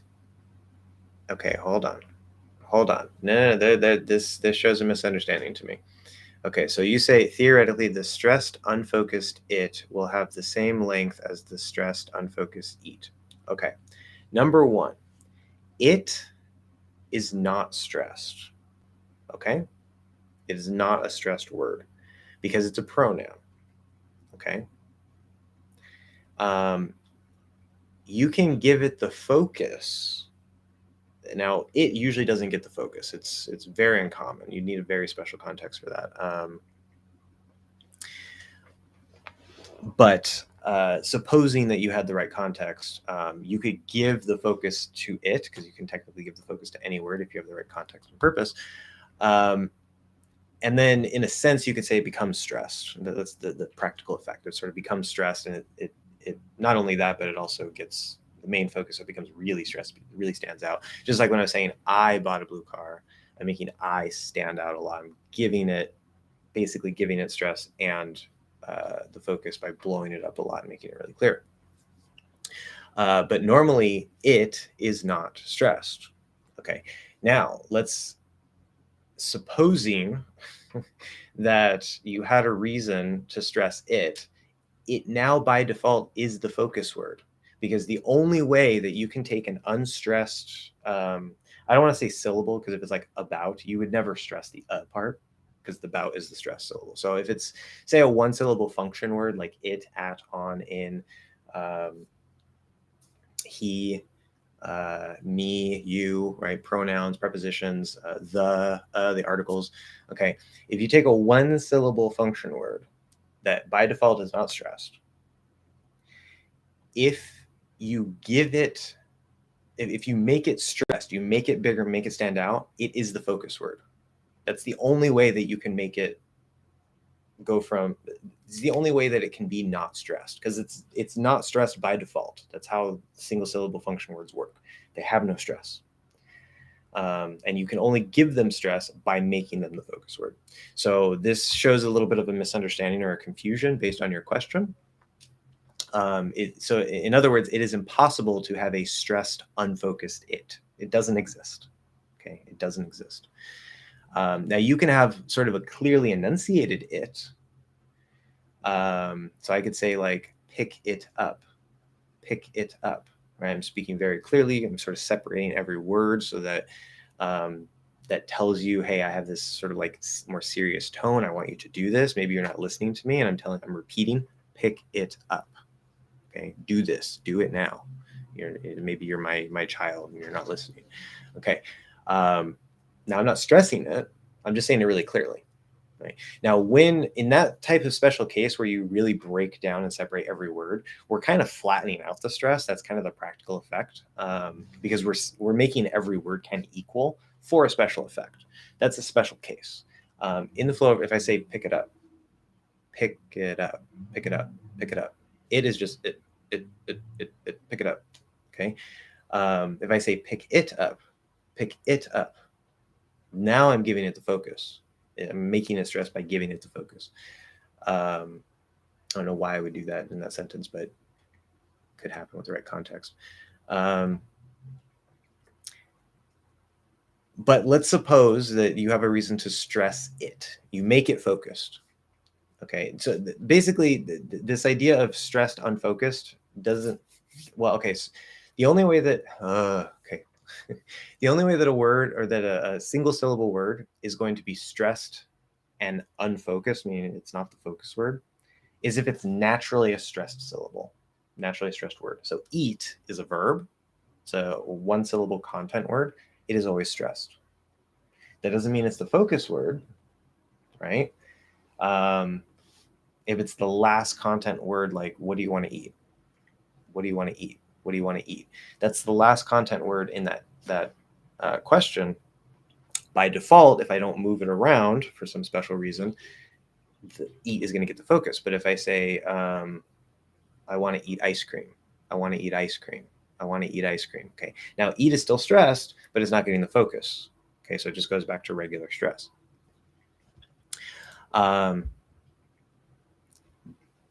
All that out of the way, let's say if you stress the word it and you normally say the word eat without any focus. Okay, so basically giving it the focus to make it stressed versus a regular eat without the focus to make it even more. Right, if I say pick it up, it, okay, focus, there's a little more force there, you can hear that, it, okay. If I say eat, it, eat, okay, you can kind of tell I'm putting a little bit more on the it because I have to make it that focus word. It's going to stand out more than anything else. So even if I put a regular unfocused eat next to it, it's going to sound a little smaller in comparison. So in this case, by giving it the focus and making eat not focused, you could say that maybe it sounds slightly longer. Very, very slightly, microscopically, it doesn't really matter.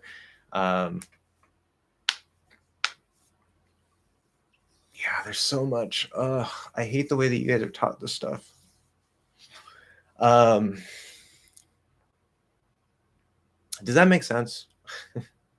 Hopefully I addressed some issues, some misunderstandings there. Let me know if you have any other questions. If that didn't answer your question, repeat it, reformulate it, whatever. This is a very important topic that needs to be sorted out. But hopefully that answers the question and makes sense. That did not turn out the way I expected to, or expected it to.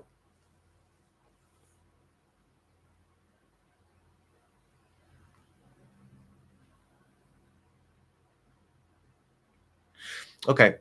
Yeah, this is a subtle distinction. Generally, they're pretty much the same, but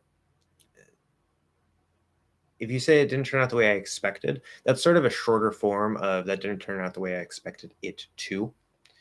It didn't turn out the way I expected. It didn't turn out the way I expected to. If you just say to without the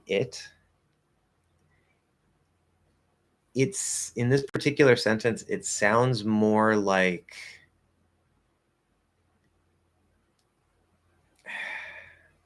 it sounds like I is attached to the expectation instead of that. If you just say expected to, because if you say I expected to do something, right? And so that is it sort of it clashes. It's like the first part of your sentence. If you say that did not turn out the way I expected to, with no it sounds like the first part of the sentence and the second part of the sentence are talking about two separate things and they clash. But if you say just expected or expected it to, the it referring back to that, then they mean exactly the same thing. Expected is just a shorter form. So you gotta be a little bit careful there.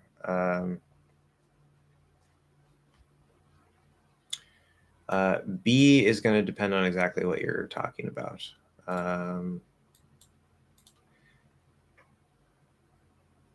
Not aware of the terms, but do you turn back, or I've never heard it called a back L. That's interesting. I guess you could call it a back L. So I call it the half L vowel sound because it basically, it generally does function like a vowel. The formation of it is more vowel-like. So it really is a vowel, this dark L. And then the front or light L, I call it the full L consonant because it's a fully enunciated touching L sound that functions as a consonant. It works exactly like a consonant sound. Okay, so do you turn the half L vowel into a full L consonant when linking words? Good question. I actually have a lesson that talks about this.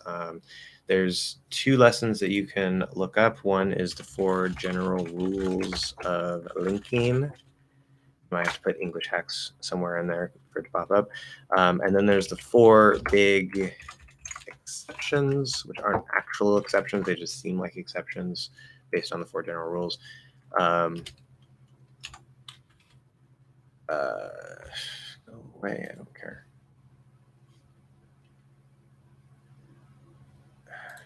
Something popped up. 4 big exceptions to the 4 general rules.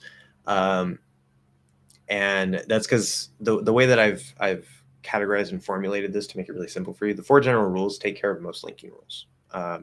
The second general rule, I think it's the second general rule, based on how the L's work and how the R's work, as well as going from like E or I into any other vowel, you'll create a small Y sound, or going from O, U, ow into any other vowel, you'll create a small W sound. These are cases where they're direct exceptions to general rule number 2, which is that vowel, if I remember right, general rule number 2 is vowels don't connect to vowels, but they'll flow into each other. Because the way that I define linking is that something special has to happen. If you're just flowing from sound to sound, it's just a flow, which I think is a better framework of how to think about it. But if you have a case where, right, so the dark L, the half L vowel sound, the basic rule is that it's at the end of a syllable, right? Especially at the end of a word. So female. Now you can do, right? Technically speaking, you can do a full L, right? The light L at any time. It's just like it's like a fully enunciated version. It's really a range of one sound. Okay. Just like how the schwa works or how the th works. So you can technically say female with bringing that L all the way up. We don't tend to do that. In fact, American English will tend to break that rule, break the full L rule, and just generally use the half L most of the time, regardless of the rule. That's a different topic. But technically, it's always possible to fully enunciate that dark L into a light L. Okay. Now, if I just say female, so it's like 99% certain that I'm going to use that half L and dark L. Okay. As soon as you link, or as soon as you have another vowel at the start of the next word, the first general rule of linking, which is the single most common rule in the entire English language for linking, is that consonants connect to vowels. Consonants always connect to vowels between words. Consonants always connect to vowels between words. There's no exceptions to that. And it will sound as if the consonant sort of breaks off of the first word and connects to the second word, not with like a clear separation. But if I say, is it, right? It's not going to sound like is it. If I try to, make it really clear that I'm separating them for the sake of demonstration, then I could do that. But in actual speech, is it, is it, is it. So the sound still flows, but it kind of sounds more like the z is attached to it instead of the it part, the first it part. So is it, zit. You can hear zit instead of is it, right? Because L is both a vowel and a consonant, right? Has the dark and the light. This is another reason why I call it vowel and consonant, because the works the same way. Is both a vowel and a consonant. It's very loud. Because L is both a vowel and a consonant, when it's at the end of a word like this, it's working as a vowel. Okay, it's that dark L, female. female, female. As soon as you link it to, well, there's two things that you can do actually. The second general rule is that, as I said, vowels don't link to vowels; they just flow into each other. Right? If I say saw it, saw it, saw it, we hear the ah, we hear the eh. There's a transition between them, but there's no link. There's nothing special happening between them. We're just going from sound to sound. Saw it. Okay. You can keep the L the same. You can say female female audience, female audience. There's nothing wrong with that. Perfectly fine. Or you have the option. This is one of the exceptions to that rule. Because L is both a vowel and a consonant, you can activate the L into the full consonant and link it because of general rule number 1. So it can become a full L, if that makes sense. So you can say either female audience and just let those two vowels flow into each other, ol to ah, or you can turn it into a full L and say female audience, female audience. Doesn't matter. Whichever one comes out is whichever one comes out. Does not matter at all. You can always use one if you want. You can always use the other. In American speech, it's kind of whichever one happens. In American English in general, we tend to prefer this half L vowel, the dark L, in general. And we tend to even use it in places where you're not supposed to. So if I say life is great, you're supposed to use a full L there. Life is great. But if we're being really lazy, we can actually use the dark L from that position. Life is great. Life is great. Life. I'm not doing a l, I'm doing ol. Life is great. It's more likely, if it's at the start of a syllable, that we will use that full L. That is the rule. But technically, we commonly break that. So you never really have to use the full L unless maybe you're clearly enunciating. And that goes back to what I was saying earlier, that you can take that dark L anytime you have the dark L at the end of a syllable. If you're enunciating it for whatever reason, you can turn it back into a full L. That's why I say it's the range of one sound. It kind of doesn't really matter that much. So you can also think of it as like the light L or the full L consonant is like an enunciated L. And then the half L vowel, as I call it, the dark L, is sort of just like a lazier L. And that's why I call it a half L, because we're just not coming up to complete it. It's still there in the base. We're just using the base of the tongue instead of bringing the tongue up. So it's like a half of an L. Yeah. So that's what's going on there. That's what's going on there. Can you say we're going to need, or we're going to need a miracle? Yes, very good. So this is advanced linking and reductions. Always Finn bringing the advanced questions. So we're can reduce to, well, stupid planes. So remember there's ear and air, an R colored E or an R colored I. Interchangeable, does not matter at all. So we're could be pronounced as we're with an I. If you are not enunciating, we're can also kind of reduce down to, oh no, because I'm thinking wheel. Will. Yeah, okay, anyway, will. Yeah, I'm thinking of wheel, not we're. But we're can potentially reduce down to were. None of your enunciating. So we have like we're gonna. Just like we have like I'm gonna can reduce to like I'm gonna, which can further reduce to I'ma. It's a very special informal case, but I'm gonna. You can say we're gonna, we're runna, drop the g and just do the we're gonna need a miracle. We're gonna need a miracle. Or you can say we're need a miracle. We're need a miracle. Now you have to be speaking fast enough for that. That's kind of pushing the boundary. But if you're speaking quickly enough, you can drop the first and gonna, and just link the to the end. We're gonna need a miracle. Yeah, possible. More often than not, we're going to keep the first in gonna, and just drop the G. Or the G might be there, but compared to not having that first we're more likely going to have the there. Okay. Light is more common if speaking fast. It's easier to link with the light one. That would actually probably be in some ways, the opposite. I know that one's right for sure. I asked him because I've heard people say the other options. I think it works, but really fast. And to know the little nuances of the difference. Only positive about expectation. Okay, back to that one. As we grow more and more, that's going to take over YouTube, like Nikki Centaur. Who the heck is Nikki Centaur? Never heard of that person. Apparently, they're not that big. But then again, I'm usually out of the cultural loop, so that might be why. I don't know. Maybe.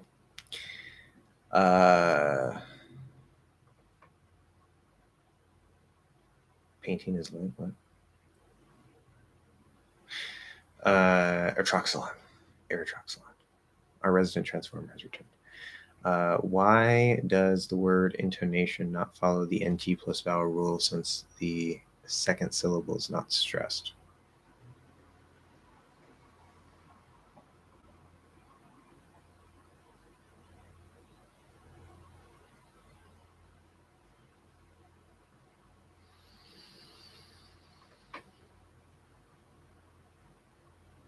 Is there a stress component to the NT plus vowel rule?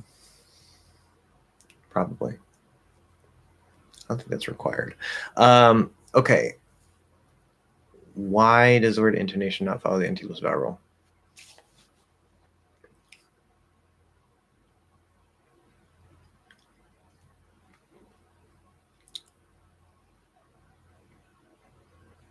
Good question. Yeah, because there's some places where we can't use the NT plus vowel rule. Between words, it will always work. It's always possible. Inside of a word, it's still common that it'll happen, but there's some words where you can't do it. Intonation, that doesn't work. This is an example where you can't use it.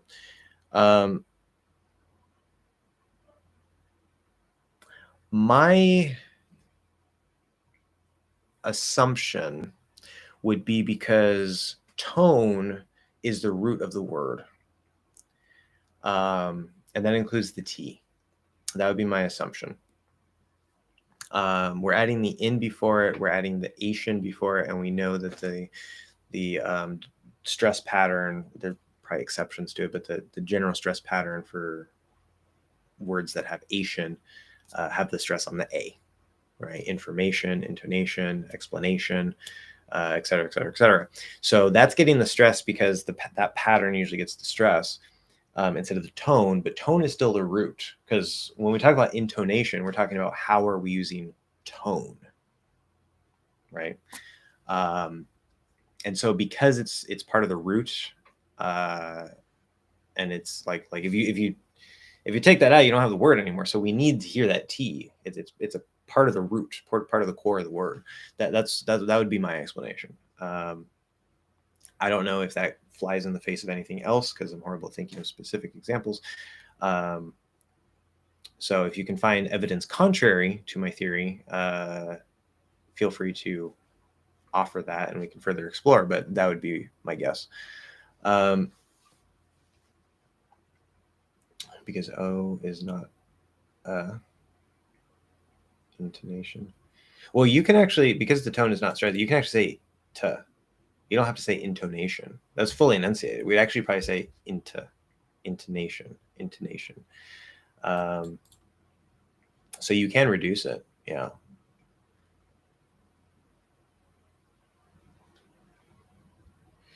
What I noticed is, and it has nothing to do if it's O or that doesn't affect the NT plus vowel rule, as far as I know. What I noticed is that if the vowel isn't then usually NT doesn't apply. Can you give more examples of that? Random characters? Because that would be interesting. Maybe that is a pattern. Intonation. Because I would really doubt that. But let me know if you can think of other examples. We can confirm that or not. Okay is here in the chat. What is your favorite color? Random question. I technically don't have a favorite color because I would pick black, which by definition is actually not a color. But I actually like black and white, yin yang. It's like fundamental basis of color in a way. I don't know. Black and white, mostly black. Yell with a stalker merger. Pronounce all without rounding your lips at all, right? Is there a stalker merger, I guess? Oh yeah, okay, I know what you're talking about.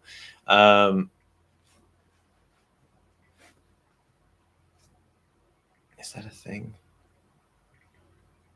See, that doesn't make any sense to me because there's some words with like the AL where traditionally it was pronounced, and there's many people who have mergers like palm.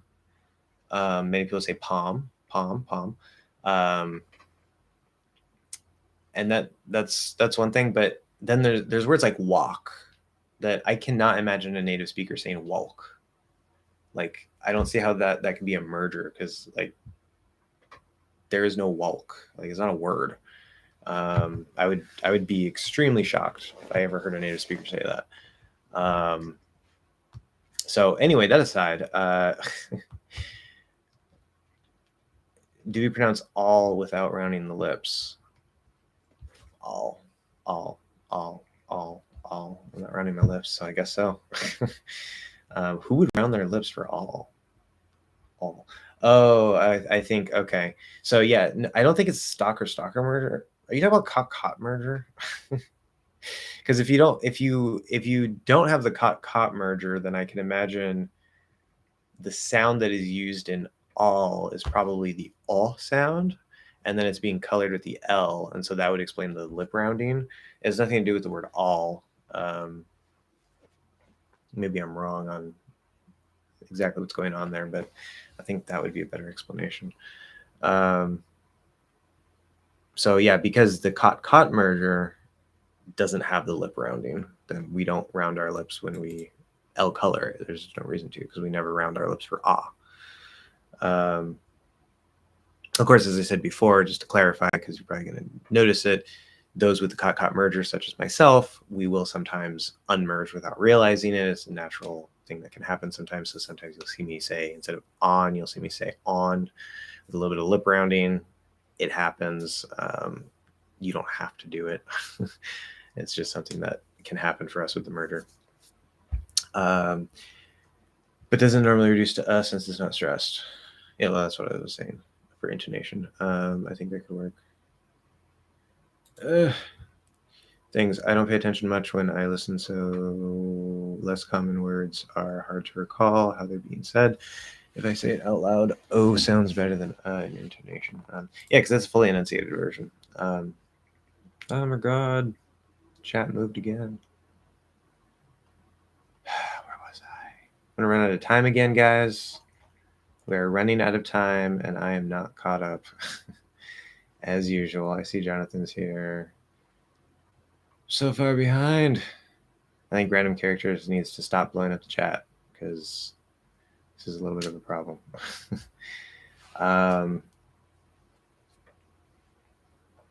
Okay, is the sentence correct? The first iterations of iOS or iPhone OS, like it was called at the time. Oh, that makes sense. I was wondering why it's called iOS. I think that makes sense. Where you couldn't even install third-party software, switch between apps, record videos, or even do something as simple as copying and pasting text, things that you could easily do on this so-called obsolete software. First iterations of iOS. I think we're missing a comma there. This is an incomplete sentence. So generally everything is fine here, but it doesn't end. Because you're talking about the first iterations of iOS. And then, okay, there's this clarifying okay, or iPhone OS as it was called at the time, and then further explanation where you couldn't do this, you couldn't do that, you couldn't do that, things that you could easily do on this so-called obsolete software. The thought is not finished, right? So there's a bunch of information there, but we're talking about the first iterations of iOS. What? All you've given is some further descriptions elaborating on things that you can't do without actually completing the thought. So you could say, for example, the first iterations of iOS or iPhone OS, like it was called at the time, where you couldn't even install third-party software, switch between apps, record videos, or even do something as simple as copying and pasting text, things that you can easily do on this so-called obsolete software, were very limited. So the first iterations of iOS were very limited. Right? That's a complete thought. And in between the start and the end there, you're giving a bunch of extra information that further explains your point. But this thought actually doesn't end. It doesn't have an end point. This is one of the difficulties with really long sentences. And in fact, sometimes in sentences that are as long as this, even natives can sometimes sort of get lost, lose the track of their thought, and then end in a point that actually doesn't finish the original thought. That can happen sometimes. So you gotta be a little bit careful with that. But yeah, this is not a complete sentence.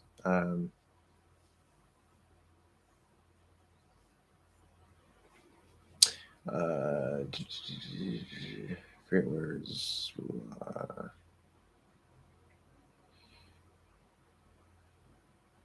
I use like instead of as because I struggle pronouncing as.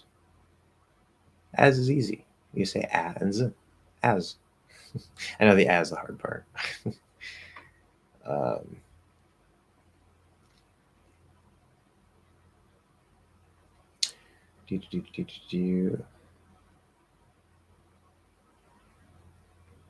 I'm going to skip that one.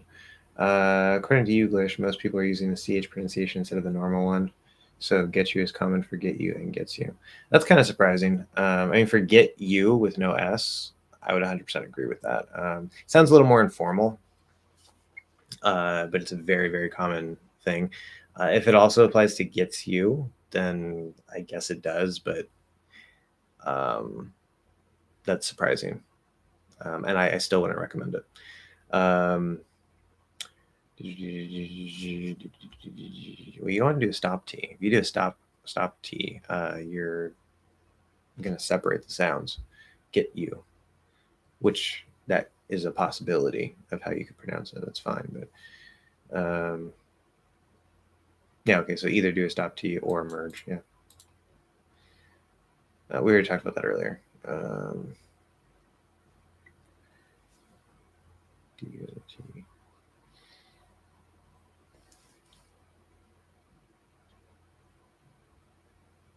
Oh yeah, yeah. You don't want to separate the two. That's for sure. American native speaker, truly American grammar. Yeah.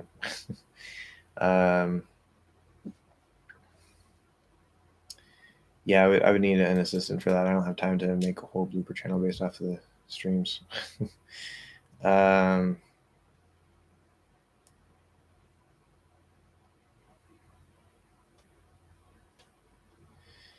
Yeah, generally. I mean, the fundamentals, I do think pronunciation is a little bit different, but in terms of grammar and vocabulary, the fundamentals of absorbing the language through massive exposure is the same for adults and children. But because adults have logic and we can consciously direct our attention, we can actually potentially learn faster using mnemonic devices, hacking techniques like feeling the grammar and things like that. Babies have the extra neurons and wiring to sort of optimize their absorption.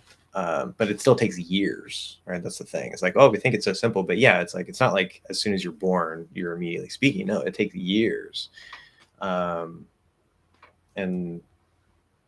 compare that to, say, Benny Lewis is fluent in 3 months, where he reaches a upper intermediate conversational fluency level in only 3 months. No baby could do that ever It's not possible. So if you put it in that perspective, yeah. I'm going to be a native speaker is a magic. Just got to follow English hacks. What? I don't get your statement. Okay. Secret sauce is a perfectly fine phrase. Key to the castle. Yes, but it's a standard English phrase. So, stabbing you with phase 2 in the entrance, yeah. Nazrul, if you're still here. Sorry. Trying to get through the chat. From Bangladesh. Welcome from Bangladesh. Yes, good to have you. I don't know if you have questions. I think I'm going to skip a lot of this, especially since we're running out of time here.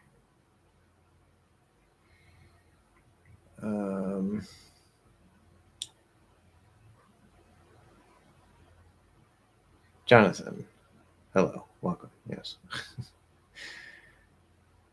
He is a cat. No, it is a cat. Okay, back to that.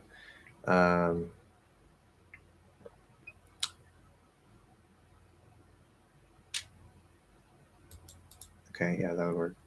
Good context for stressing the it.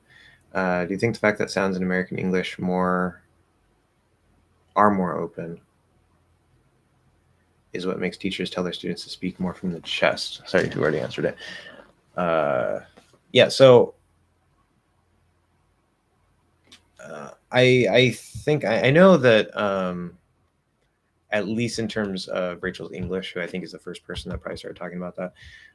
I know she has a music background, and that has informed her teaching in various ways. And there's probably some things that she knows that I don't. But yeah, this, as I've said before, I think a big reason why this whole speaking from the chest thing is sort of being thrown around is because it has the indirect effect of kind of opening things up a bit. And as a byproduct, you may accidentally get a better posture that's closer to American English. Because Americans don't like speak from the chest. It's weird. But that aside, the sounds being more open, which there's also some conflicting information, because I've had both a Spanish speaker and a Portuguese speaker come to me saying that the sounds in Spanish Portuguese are more open. And I think maybe this comes because of the still big prevalence of British English that's being taught as like the default in a lot of schools around the world for some reason. Not that there's anything wrong with that, but a lot of people end up wanting to learn American English. British English is more closed compared to American English. It's actually, in terms of how open it is, it seems, I haven't pinpointed it, I'm not an expert on all the details here, but it does seem like it's more in line with how the posture of many other languages. American English is kind of the freak, where it's a little bit more open, it's a little more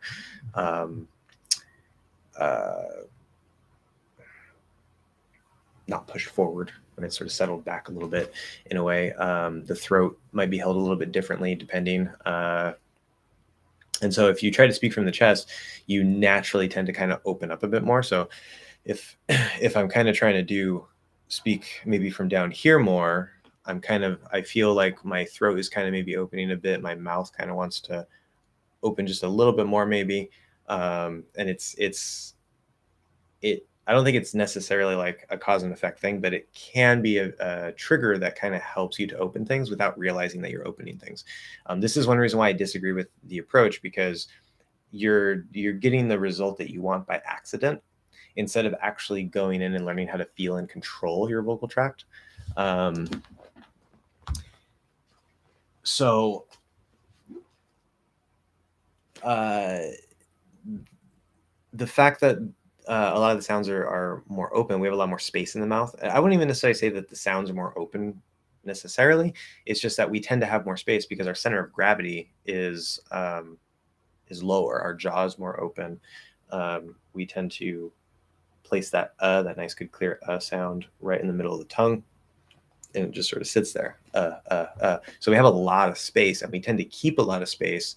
So even if like we do E back here, there tends to still be a lot more space, even though up here it's really close. We do oo, up here there's a lot more space.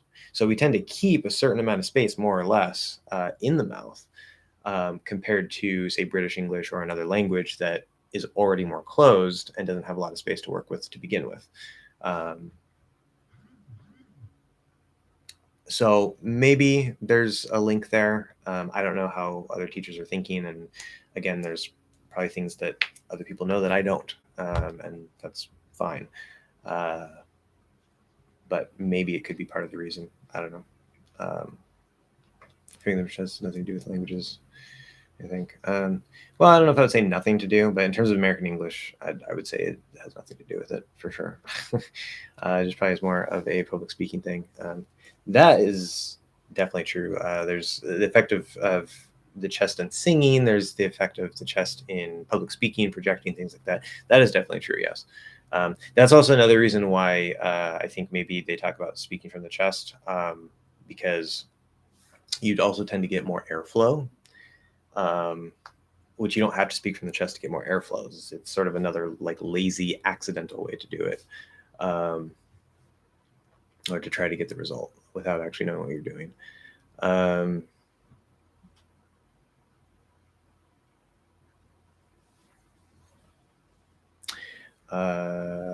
Since when you give a speech, yeah, exactly. I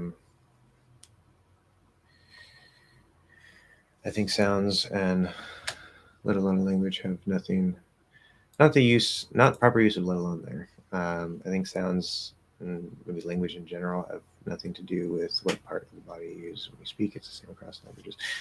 Well, that's not completely true. There are languages that are more nasally, that either use the nasal passageway more, like French and Portuguese, or that are just spoken generally more nasally compared to American English, like Vietnamese, I think is a good example.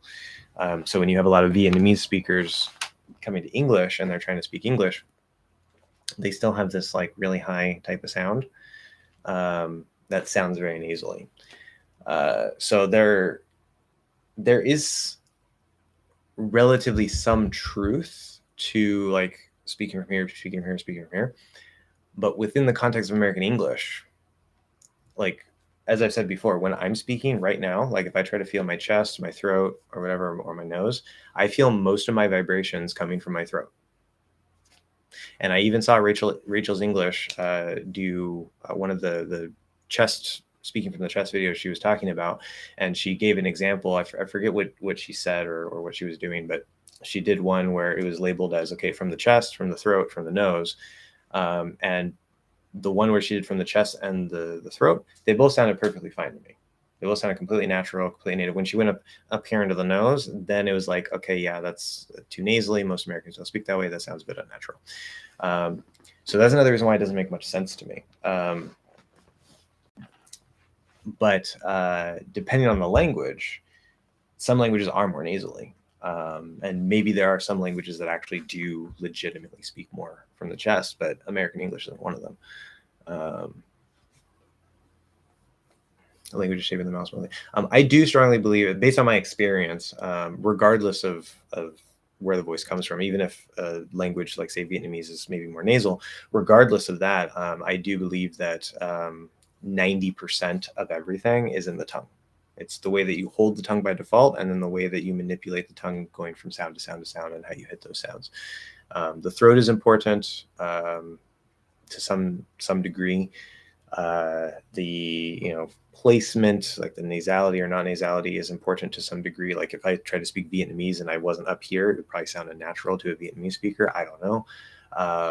The lips to some degree are important. Like French uses the lips a lot compared to English. We only have a few sounds where you actually have to use the lips. Otherwise, it tends to just be used in more enunciated versions of certain sounds.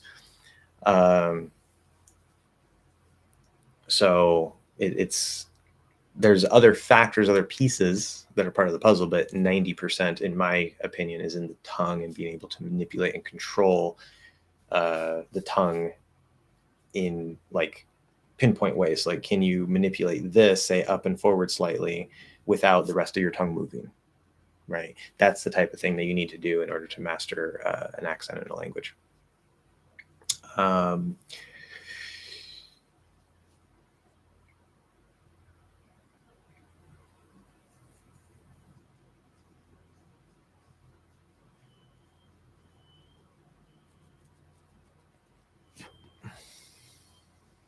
So we have a argument in the chat. That's okay. Stupidity delivery service. Well, that makes perfect sense. After your first explanation, I listened to a lot of English speech, and it was the first time when I understood about 100% of it. Magic. Good. Very, very glad to hear that.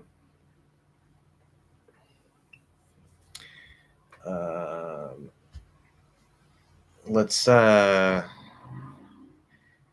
I get the sentiment, random characters, but let's also try to be respectful, because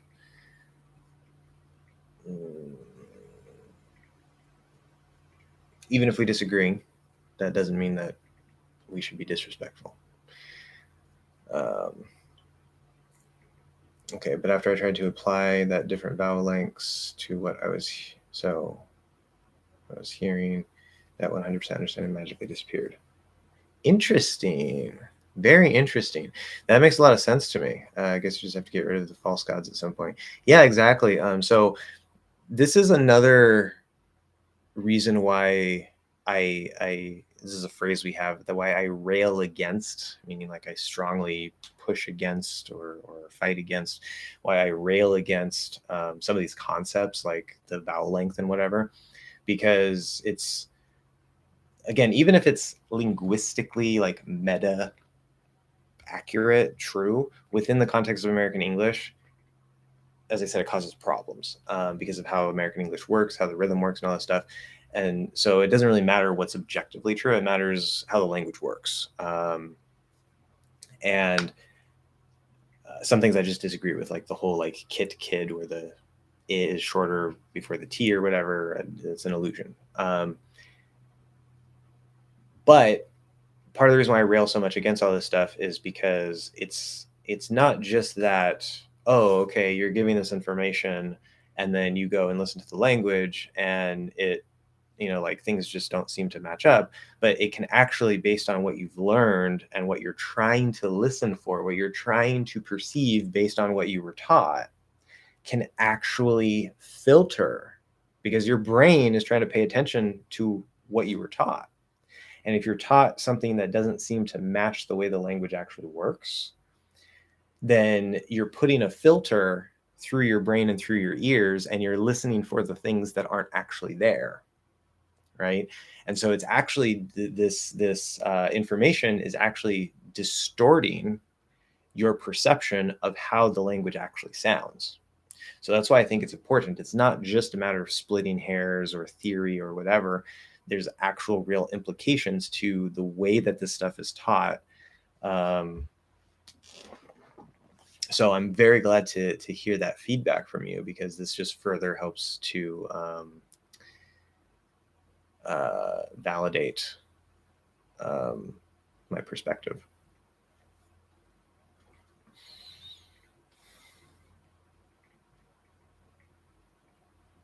Okay. Yeah. Very interesting. Very interesting. It's very motivating. Also, it works. Why would you care to push an extra? Unless you teach. I don't know about that.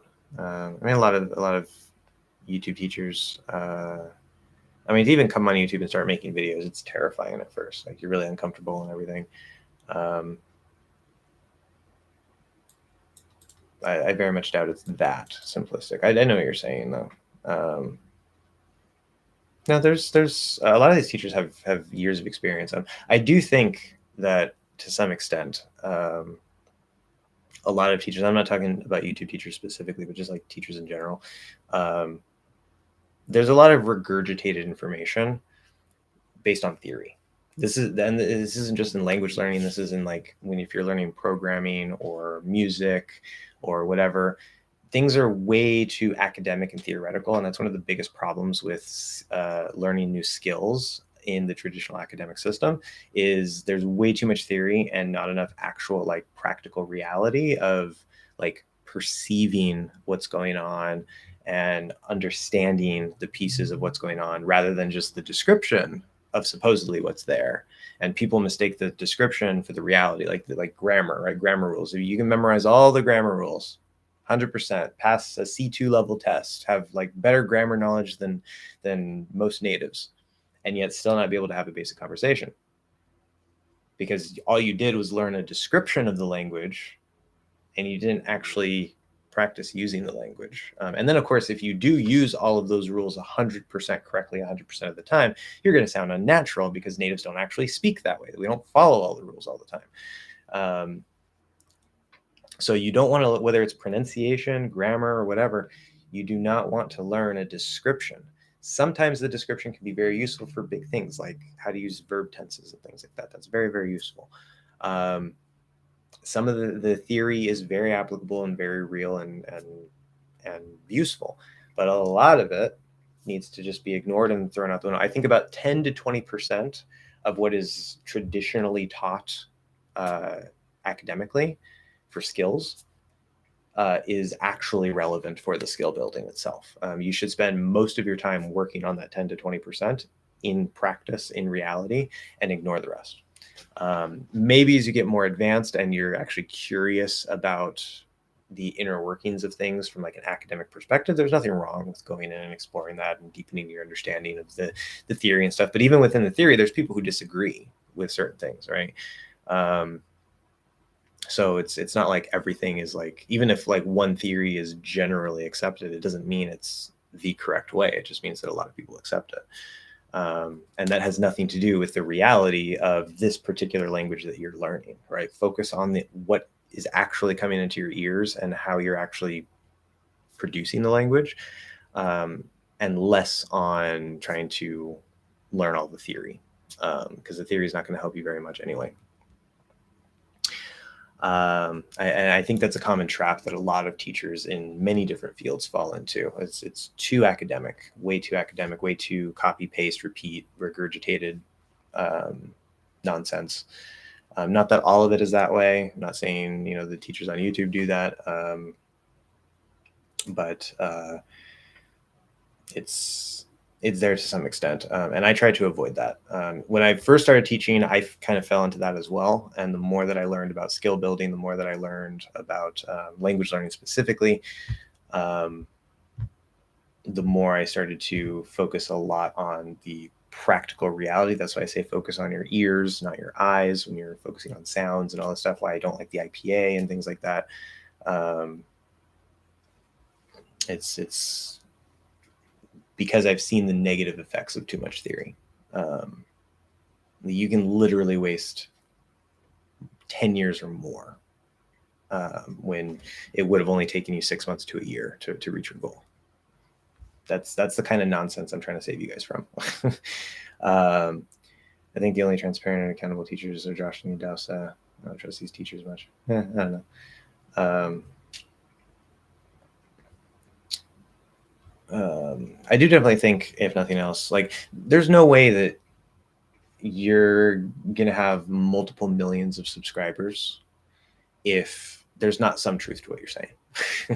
Like, because people would try it and just like it wouldn't work and then they would unsubscribe. So the really, really big channels, for sure, maybe I disagree with some of the things they say, but probably most of what they're talking about. I don't sit and watch a bunch of other teachers all the time, but the really, really big channels that have been around for a long time, there's a reason why they're big. Even if I disagree with some of the things they say. So we got to give credit where credit is due, but we don't have to agree with everything. That's for sure. I'm so far behind, guys, and I'm out of time. I'm going to try to extend this to 2 and finish up. Let's see. Observation, that's for money when they're clearly not doing it. Maybe causing a problem. Strongest go rather others stay satisfied. True. Yeah, that's. I don't know if I would phrase it quite like that. The strongest go farther, others stay satisfied. But yeah, I know what you're saying. There's truth to that. Especially if you want to reach, like if you want to sound like a native. There's the law of diminishing returns. The closer you get, the harder it gets, but it's possible to reach that goal. So yeah, mastery is not for everybody, and you don't need mastery, right? Like depending on your goals, whether it's in music or programming or art or language, if you just want to communicate, you don't have to sound like a native, right? If you want to sound like a native, you got a lot of work to do, and you got to pay very close attention to what's going on and make little tiny changes in how you're producing sounds and stuff. It's not going to be easy because you have a very high level goal. You have a mastery level goal. But that doesn't mean you have to have that goal. It's personal preference. It's also true in music. Like you don't have to be a master of the guitar to be able to play great music and enjoy the instrument, right? Like you don't have to be Jimi Hendrix trying to like push the boundaries of musical genres, or Mozart or whatever. You you spend 3 to 6 months using the right techniques, 80-20 principles, focusing on the right things, and you can play the guitar well enough to where the average person would think you're an expert, even though you're very aware that you're not. That's how skill development really works. People, they always misunderstand. They think like, oh, like mastery is such this high thing, when it's like literally the bar to competence, which is the upper intermediate level, right? That's in terms of language, that's the Benny Lewis fluent in 3 months approach. It's perfectly possible for it's very intensive. I think the average person might be better suited for 6 months than 3 months, but 3 to 6 months, perfectly possible to reach the upper intermediate conversational fluency in a language. That applies to any skill. You want to learn the guitar or the piano, you want to get up to sort of an upper intermediate level in 3 to 6 months with the right techniques, the right consistency, you can get there. And then you're enjoying the instrument, right? That's a lot of what my second channel is going to be about in the future. A lot of people can, because what the upper intermediate level is able to do, it's a certain level of basic competence. And to everybody else who doesn't have that skill, they don't speak that language, they don't play that instrument, they don't know how to program a computer, they don't know how to draw or whatever. For people who are outside of that, they look at that and they're like, wow, that's awesome. Like, that's great. Like, I can't imagine ever doing that. Like, this guy is really good at this, where you're really just at the upper intermediate level. So there's this illusion of mastery that comes with basic competence from the people on the outside. People on the inside, if I'm talking to a native of, say, Spanish, and I have an upper intermediate Spanish level, or Japanese, and I have an upper intermediate Japanese level, or whatever, they're going to know that I'm not a master, right? But if my friend is hearing me have a Japanese conversation with my exchange partner or my teacher or whatever, they're going to be like, wow, this guy speaks Japanese, right? It's that perspective. And most people don't realize you just need the upper intermediate level of competence to seem like a master and to enjoy and be able to use that skill in a very real, practical way. You don't need to get all the way up to the top to be successful with something. Anyway, all the way up. Did you just delete the TH one? Oh, I don't know. There's a similar famous song that sounds exactly the way you said it. It's new to me. All the way up, all the way up. What probably happened there, I'm not aware that I did that. All the way up, all the way up. There's going to be a certain speed threshold there probably. But what probably happened there, so this is a nice little connection here. Remember that there's a really lazy way to do the TH where we're far enough back to where it doesn't sound like a clear th, right? But it's not so far back that it sounds like an H, where it's just breath, right? So, or if it's voiced, right, it'd be still vaguely sounds like a TH sound. It's very unclear. It's very lazy. but it doesn't sound like an H. It sounds more like a TH than an H. Which an H wouldn't have a new voice anyway, so that helps too. But then the all, the tongue, when you do the half L, regardless if it's coming from ah or some other vowel, but when you do that ul sound, the half L, dark L, the front of the tongue, regardless of what some other people might tell you, the front of the tongue doesn't matter. As long as you're not touching, as long as you touch, you make a full L, right? The light L. But you could be right here, like almost touching, or you could be, the front of your tongue could be way down here, like out of the way. And it is going to affect the exact quality of the sound, but we don't make any distinction between those, that range there. It would all be interpreted as a half L or dark L. So what can actually happen here is when I go all, I can have the tip of my tongue come up to a point that is very close to where I might have that really lazy TH sound. And then I can just kind of release it into the and it's a nice little semi-illusion. Or instead of saying like all the, I do feel that my jaw kind of closes up a little bit from that ah. And as it closes into the ul, my tongue will get just a little bit closer to the teeth. And I'm not really pushing out a th. It's, you still mostly hear the ul, but I'm not saying alla, alla, alla, alla. See, that's not quite right. So there is still that little bit of a th in there, but it's very lazy, and it's kind of being hidden between the ul and the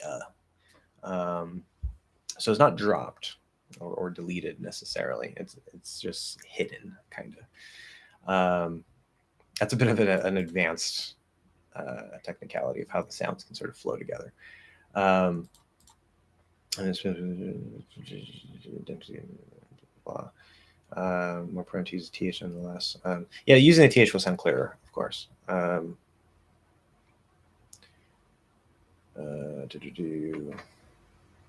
Casino. I've never seen Casino either. Remember, I'm the guy. Actually, yeah, this was the thing when I first started doing live streams. People were asking me about movies and this and that. Hasn't come up in a while, but I'm not a big movie guy. So there's a lot of big movies like Taxi Cab or whatever that movie is with Robert De Niro that I haven't seen. A lot of big movies that you've probably seen that I haven't seen. I've planned to watch everybody already. Okay, so this I will show. It filtered it because of the word ass. If you can say ass, as is the same. No, it is not. This is actually a very big important difference. ASS is pronounced a with an S sound. AS is pronounced a with a Z sound. Now you can use partial end of word devoicing, start in the Z and then switch into an S, but it's not a straight S. Okay, because otherwise AS will sound like ASS, and you don't want that. So if I say I work as a teacher, if I say I work as a teacher, best case scenario, it just doesn't sound right. Worst case scenario, somebody's going to interpret ASS. There is a difference there. Blah, blah, blah, blah, blah, blah, blah, blah, blah. Movies. Can you show us difference between the pronunciation of, wait. Oh, okay.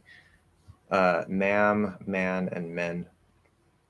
Okay, ma'am. So ma'am is spelled A', but it's just one vowel sound.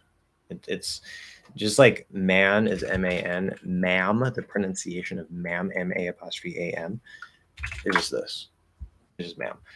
The reason why there's an apostrophe there is because ma'am is historically, it's a slight reduction of madam.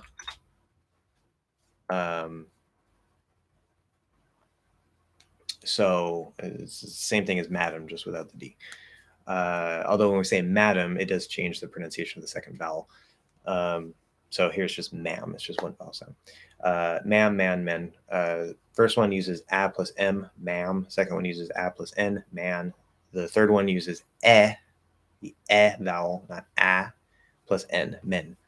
I've talked, not about this specifically, but I've talked about the whole problem with like a before n or m. I have a lesson if you type in like English hacks, a before n m, maybe you just paste that into the search for YouTube, it'll probably come up. It's called like the truth about a before n or m, and that'll explain the whole problem to you. For years, I thought people were saying man or men, but never ma'am. I never realized ma'am was a real word. Yeah. Well, that's a problem hearing the difference between N and M. But yes, exactly. Well,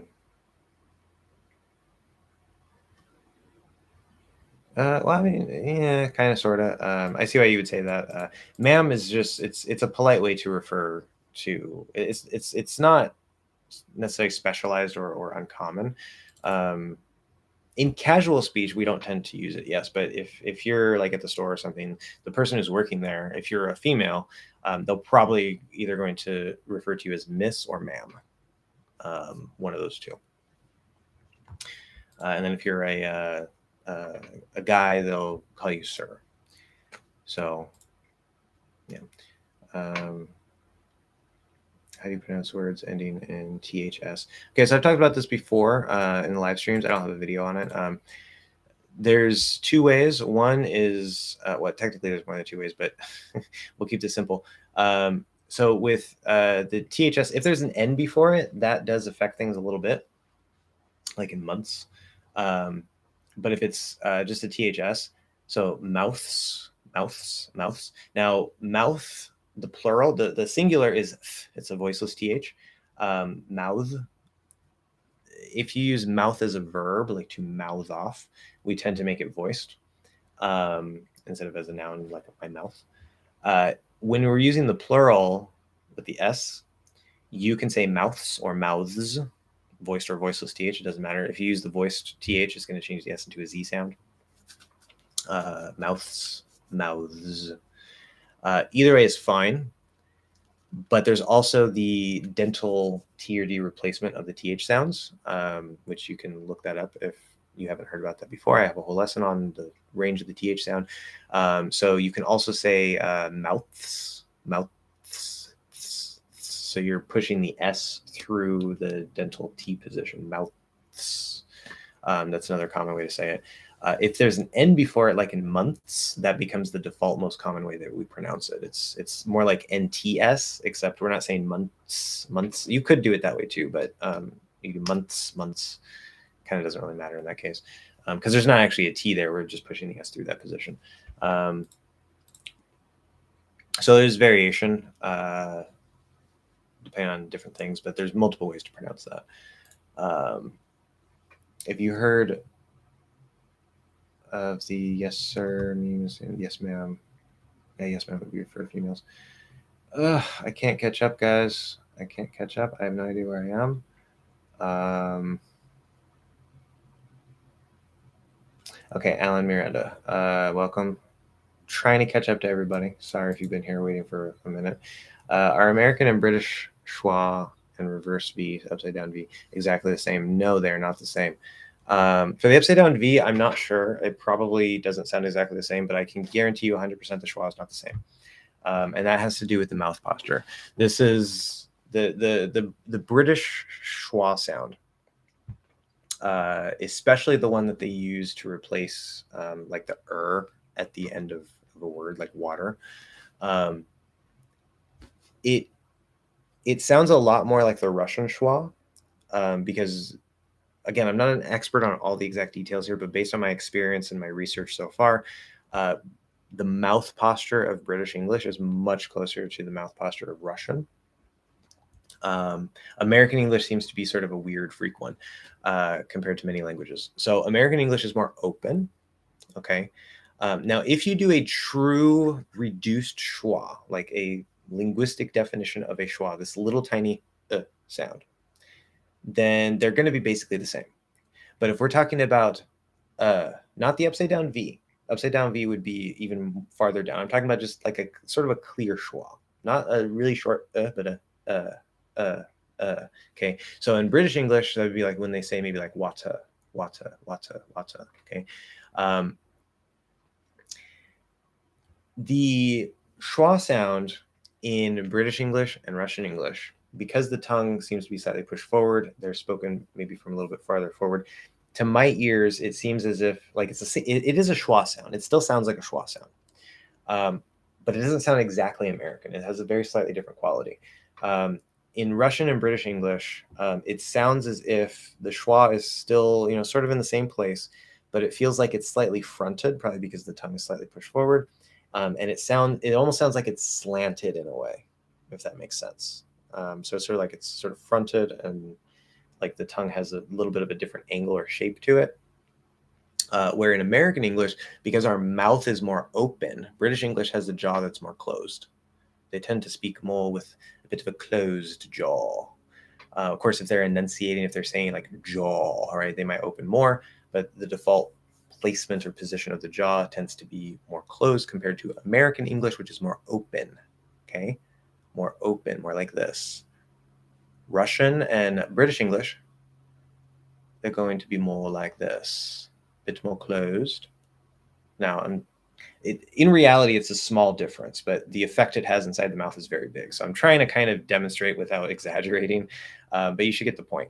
So there's a lot more space in my mouth when I say So if I were to try to sound British, but I use American posture, somebody who's not British would probably say, "Oh, you sound British," right? But a British native speaker would probably notice there's something off. So even instead of saying water, sounds very American, water, right? If I say water, water, water, I'm using the American posture. I'm opening more. I'm letting the center of gravity come. Okay. A British person probably would say there's something a little bit off there. Something a little bit off. And that's because there's too much space in my mouth. The is coming too far down. Okay. But in American English, that's just the default placement that we have, or the I don't like the word placement of the sound, but that's the default posture we have. So they don't sound exactly the same, but they do sound. It's possible to have the same sound between two dialects or two languages, but the quality is not the same. And when I use quality, I don't use it in the way that some other teachers use it. I mean, like you can tell that it's the same sound, but it sounds a little different. It's like a different version of the sound. So like the American English I and the Hindi I, if you listen closely, you notice that they're the same sound. Like, okay, they're both I, but the Hindi one has a little bit of something different going on that is sort of coloring it in a way compared to the American one, and vice versa. And that, I don't know if that's completely due to mouth posture, but if nothing else, that's going to be primarily due to mouth posture, if not completely. So that's another reason why I say mouth posture is a thing. If your goal is not to sound like a native, you just want to be more understood, you don't really need mouth posture. It'll help you a lot. It'll make you sound clearer, but you don't have to go all the way into it. If you want to sound like a native, the best way that I've been able to conceive or think of to do that so far is mouth posture. It's a logical step-by-step process to build the posture of a language. And instead of just trying to get sounds that are floating in the mouth, they're because I've noticed that with a lot of students, even my students that can get the sounds really, really well. Like they come to me and I'm listening to them speak. I'm like, oh, your pronunciation is really good. Like your is pretty nice. Your is pretty nice, right? Your th is pretty nice. All these difficult sounds that are usually problems. But some of these sounds, they're a little bit off. They kind of sound like they're not anchored right.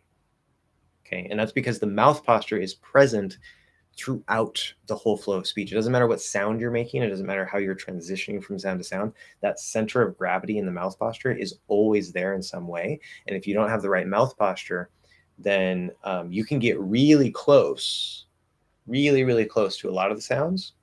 But most likely a native is going to notice that there's something just a little bit off. That's because the sounds aren't anchored, built into the posture, right? They're just kind of floating in your mouth a little bit. So, so the next question, the best advice to achieve American accent, how to start? Exactly what I was just talking about, mouth posture. And most specifically, phase 0 of the mouth posture. Go watch my lessons on mouth posture. I recommend you start with the introduction lesson. But phase 0, it's the most important work that you'll ever do.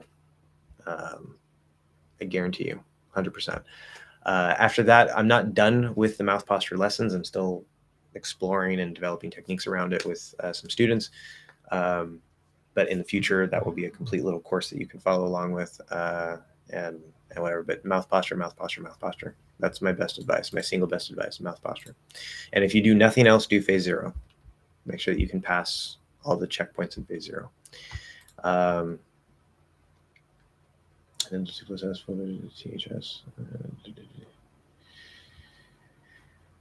Watch English X phase 0 and phase 1 videos. Yep, there you go. Does Rachel use the cot merger because she teaches the unmerged sounds and barely mentions the cot merger? Yeah, so I think I actually saw a video of her where she specifically says that she has the cot merger, but then she doesn't teach it, which I find a little confusing and frustrating.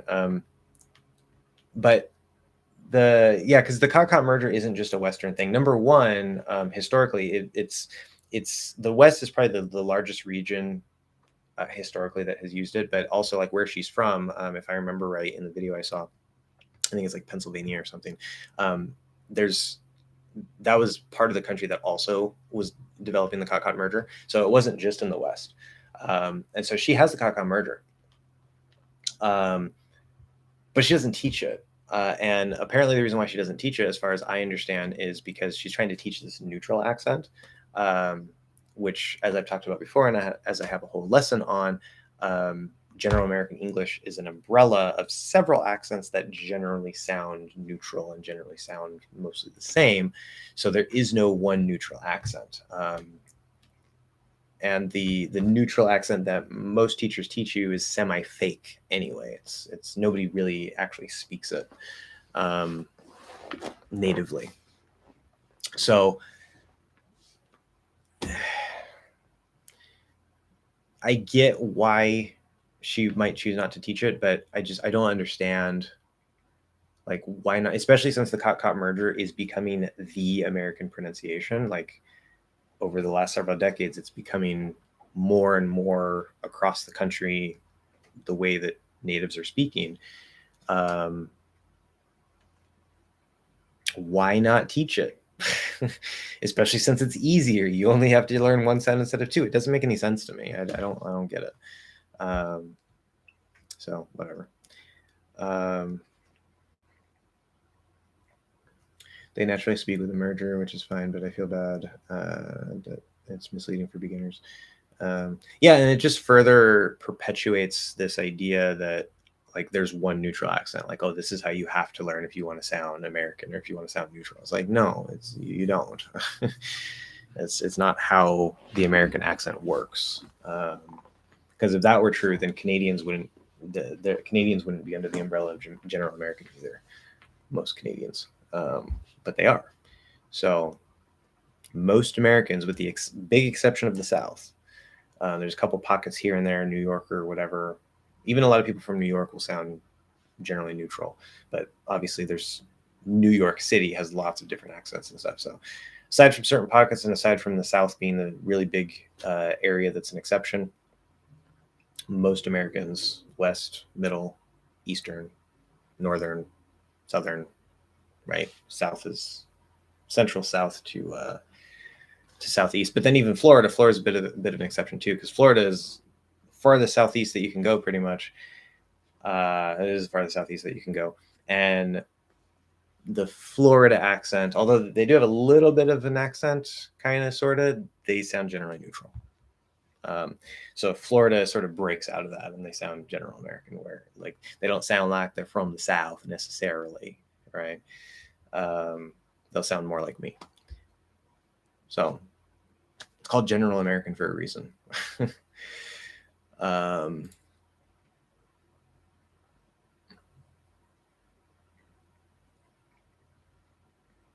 never going to catch up. Oh, look, I'm catching up. Am I catching up? Yeah. Okay, good. Finally. Thank you.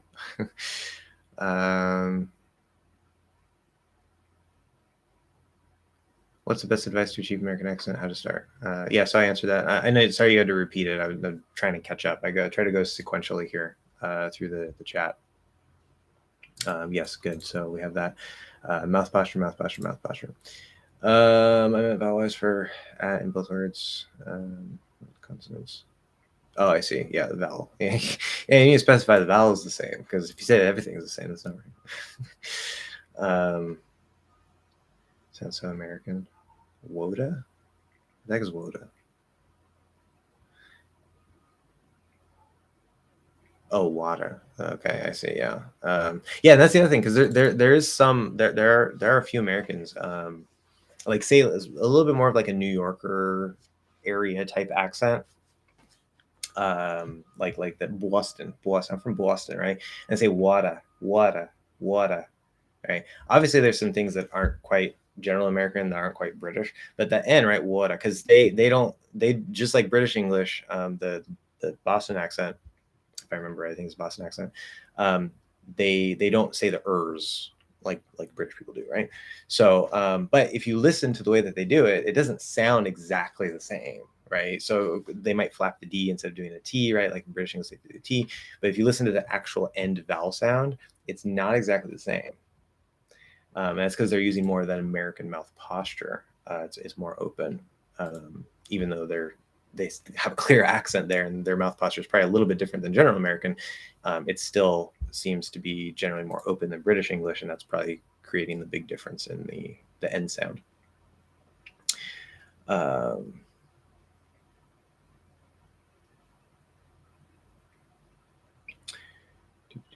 oh, I see. Water. Yeah, okay, that sounded very American. Oh, I guess. Yeah, whatever. um, anyway, okay, we're caught up. Thank you, guys, for letting me catch up. These things are just never going to end. So coming up this week, I have a plan. Okay, I'll answer that in a second.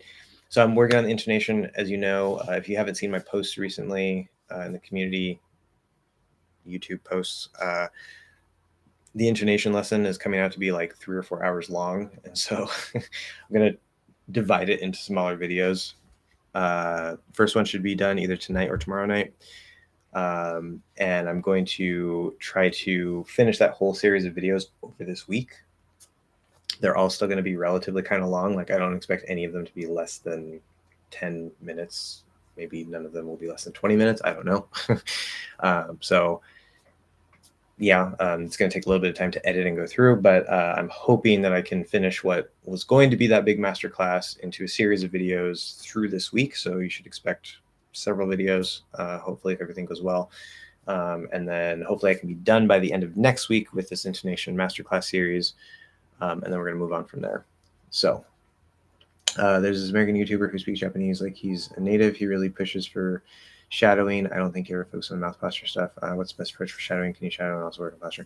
Good question. Yeah. So mouth posture is a relatively little known thing. The more that I work with it, the more I'm convinced that it's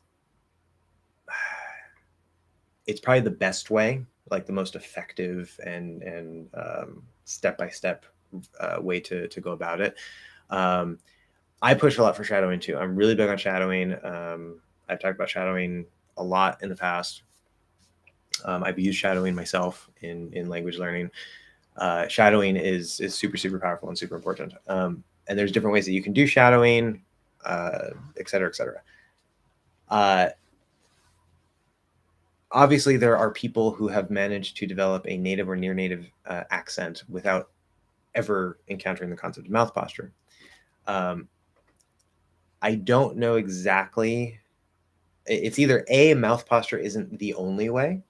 The more I work with it, the more I'm convinced that it might be more or less the only way.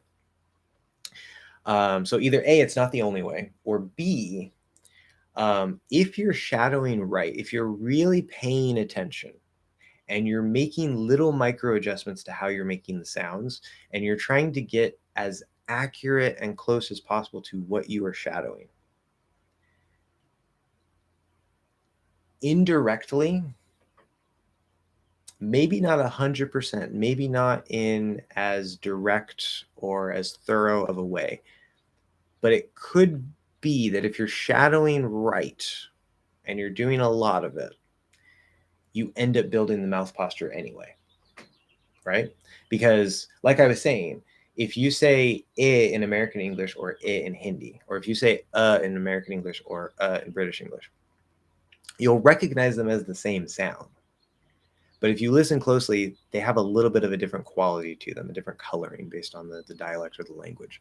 And so if you're shadowing right and you're trying to get the exact quality of exactly what you sound, not something that's approximate, that's like, okay, yeah, maybe if I'm a Hindi speaker, I can just use my Hindi maybe you can get away with it, but it's probably like you might be able to pass with it because it is the same sound technically. But if you're shadowing and you're really trying to get that exact quality of the sound, which you should be doing whether you realize it or not when you're shadowing, because you're trying to match the sound as much as possible, then you sort of end up building that mouth posture, because the only way to really get the right quality is to have the mouth posture. Because the mouth posture, my theory is that the mouth posture is what colors it to some extent. There's also slightly different placements that we can have and still make basically what would be recognized as the same sound. So like maybe instead of putting it here in the mouth, maybe it's like kind of back here a little bit and still sounds like the same sound, just a little different. It wouldn't be recognized as a completely different sound. But I think it's a lot of it is like the exact way that the mouth is generally held and that posture that's built in that helps to contribute to the quality of the sounds in general. And so it's possible theoretically that you end up building that posture anyway, more or less. Now I could listen to this guy. If you have like if you give me the name of the channel or something, I can go and listen to him. Oh well, never mind. I was thinking it's Japanese to American. He's an American YouTuber, speaks Japanese, so I wouldn't be able to test that. So never mind. But I don't know what a Japanese speaker would say. You might actually be talking about Matt versus Japan. And there's a couple of interesting things with Matt versus Japan, but we're not going to talk about that right now because we don't have time. Anyway, that's my theory, that if you're doing shadowing right, you end up more or less building the mouth posture anyway, even if you're not directly aware of the concept of mouth posture, or trying to use it as an approach. So yeah, that's my idea anyway. But yes, you can shadow and work on mouth posture. In fact, I'm going to be building shadowing into the mouth posture course once, like not at the sound level, but sort of at the word level. Shadowing is going to be it's a natural, actually, even at the sound level to some extent. Shadowing is a natural part of the process of the mouth posture. But especially once we get up into like the word level and like the transitioning between sounds and still maintaining that core posture, shadowing will be built into it, but with an eye on the posture. By stalker merger, I meant the cut merger. Okay, yeah. Shadowing space 3, shadowing mimicking works for Vowel space 2. Thought merger, yeah. I don't think those two ever merge, really.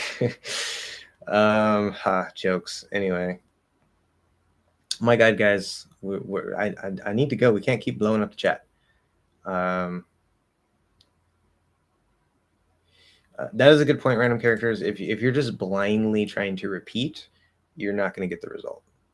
You're not going to get the result. You have to pay attention, tune your ears to exactly what is happening with the sounds, and then make little changes to try to approximate that as close as you can.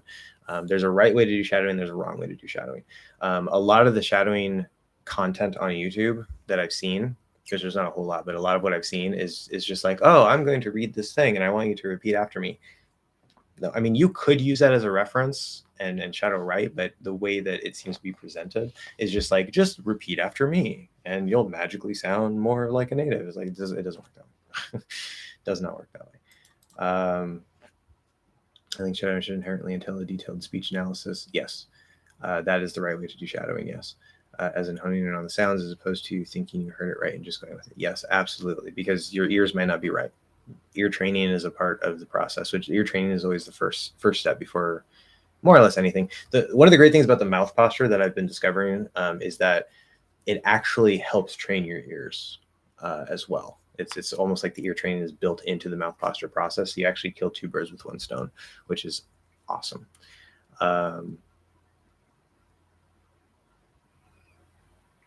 Yes, that's all true. Some of that is more important to keep in mind than other things. But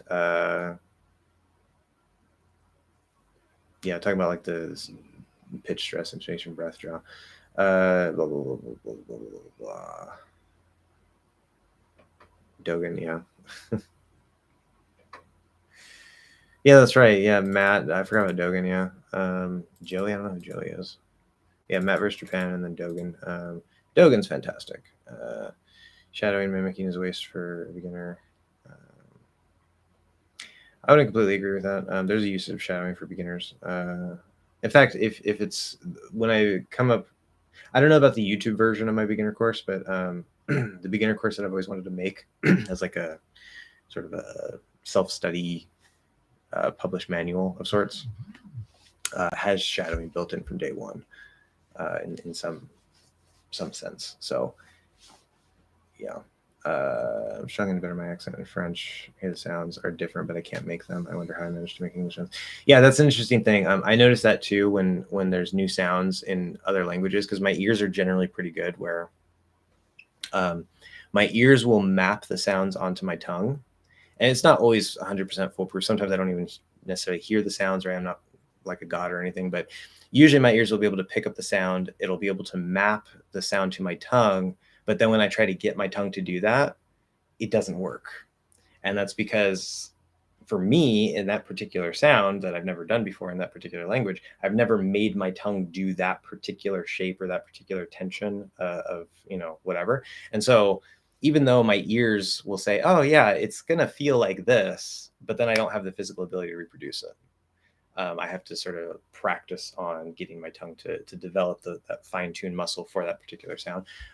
That's a normal thing. It's a very normal thing. It's just because you haven't developed the subtle control for those particular sounds in French yet. So just go through the process. It's normal. Make your little micro adjustments, get better control, do some extensions of phase zero work where you're just trying to manipulate your tongue in different ways, play around with it. You'll get it. An average person won't make much. Slight American accent in French. That's good. Obviously, you don't want that, but I mean that's a good sign for your English, right? Although I'm sure the French people really just want you to speak French. I guess you don't have to sound French necessarily. They get mad when you go to France and speak English to them, which makes sense. Like if you're going to France, you should probably try to speak French. Sounds like my Japanese. I don't think it's a complete waste of time for beginners. I'd talk more about this, but we're out of time. Yes, we're way out of time, guys. Okay. So expect intonation lessons over this week. Hopefully I can finish it all up by the end of the week. And we'll see where we go from there. But yeah, have a great time, and I'll see you guys next time.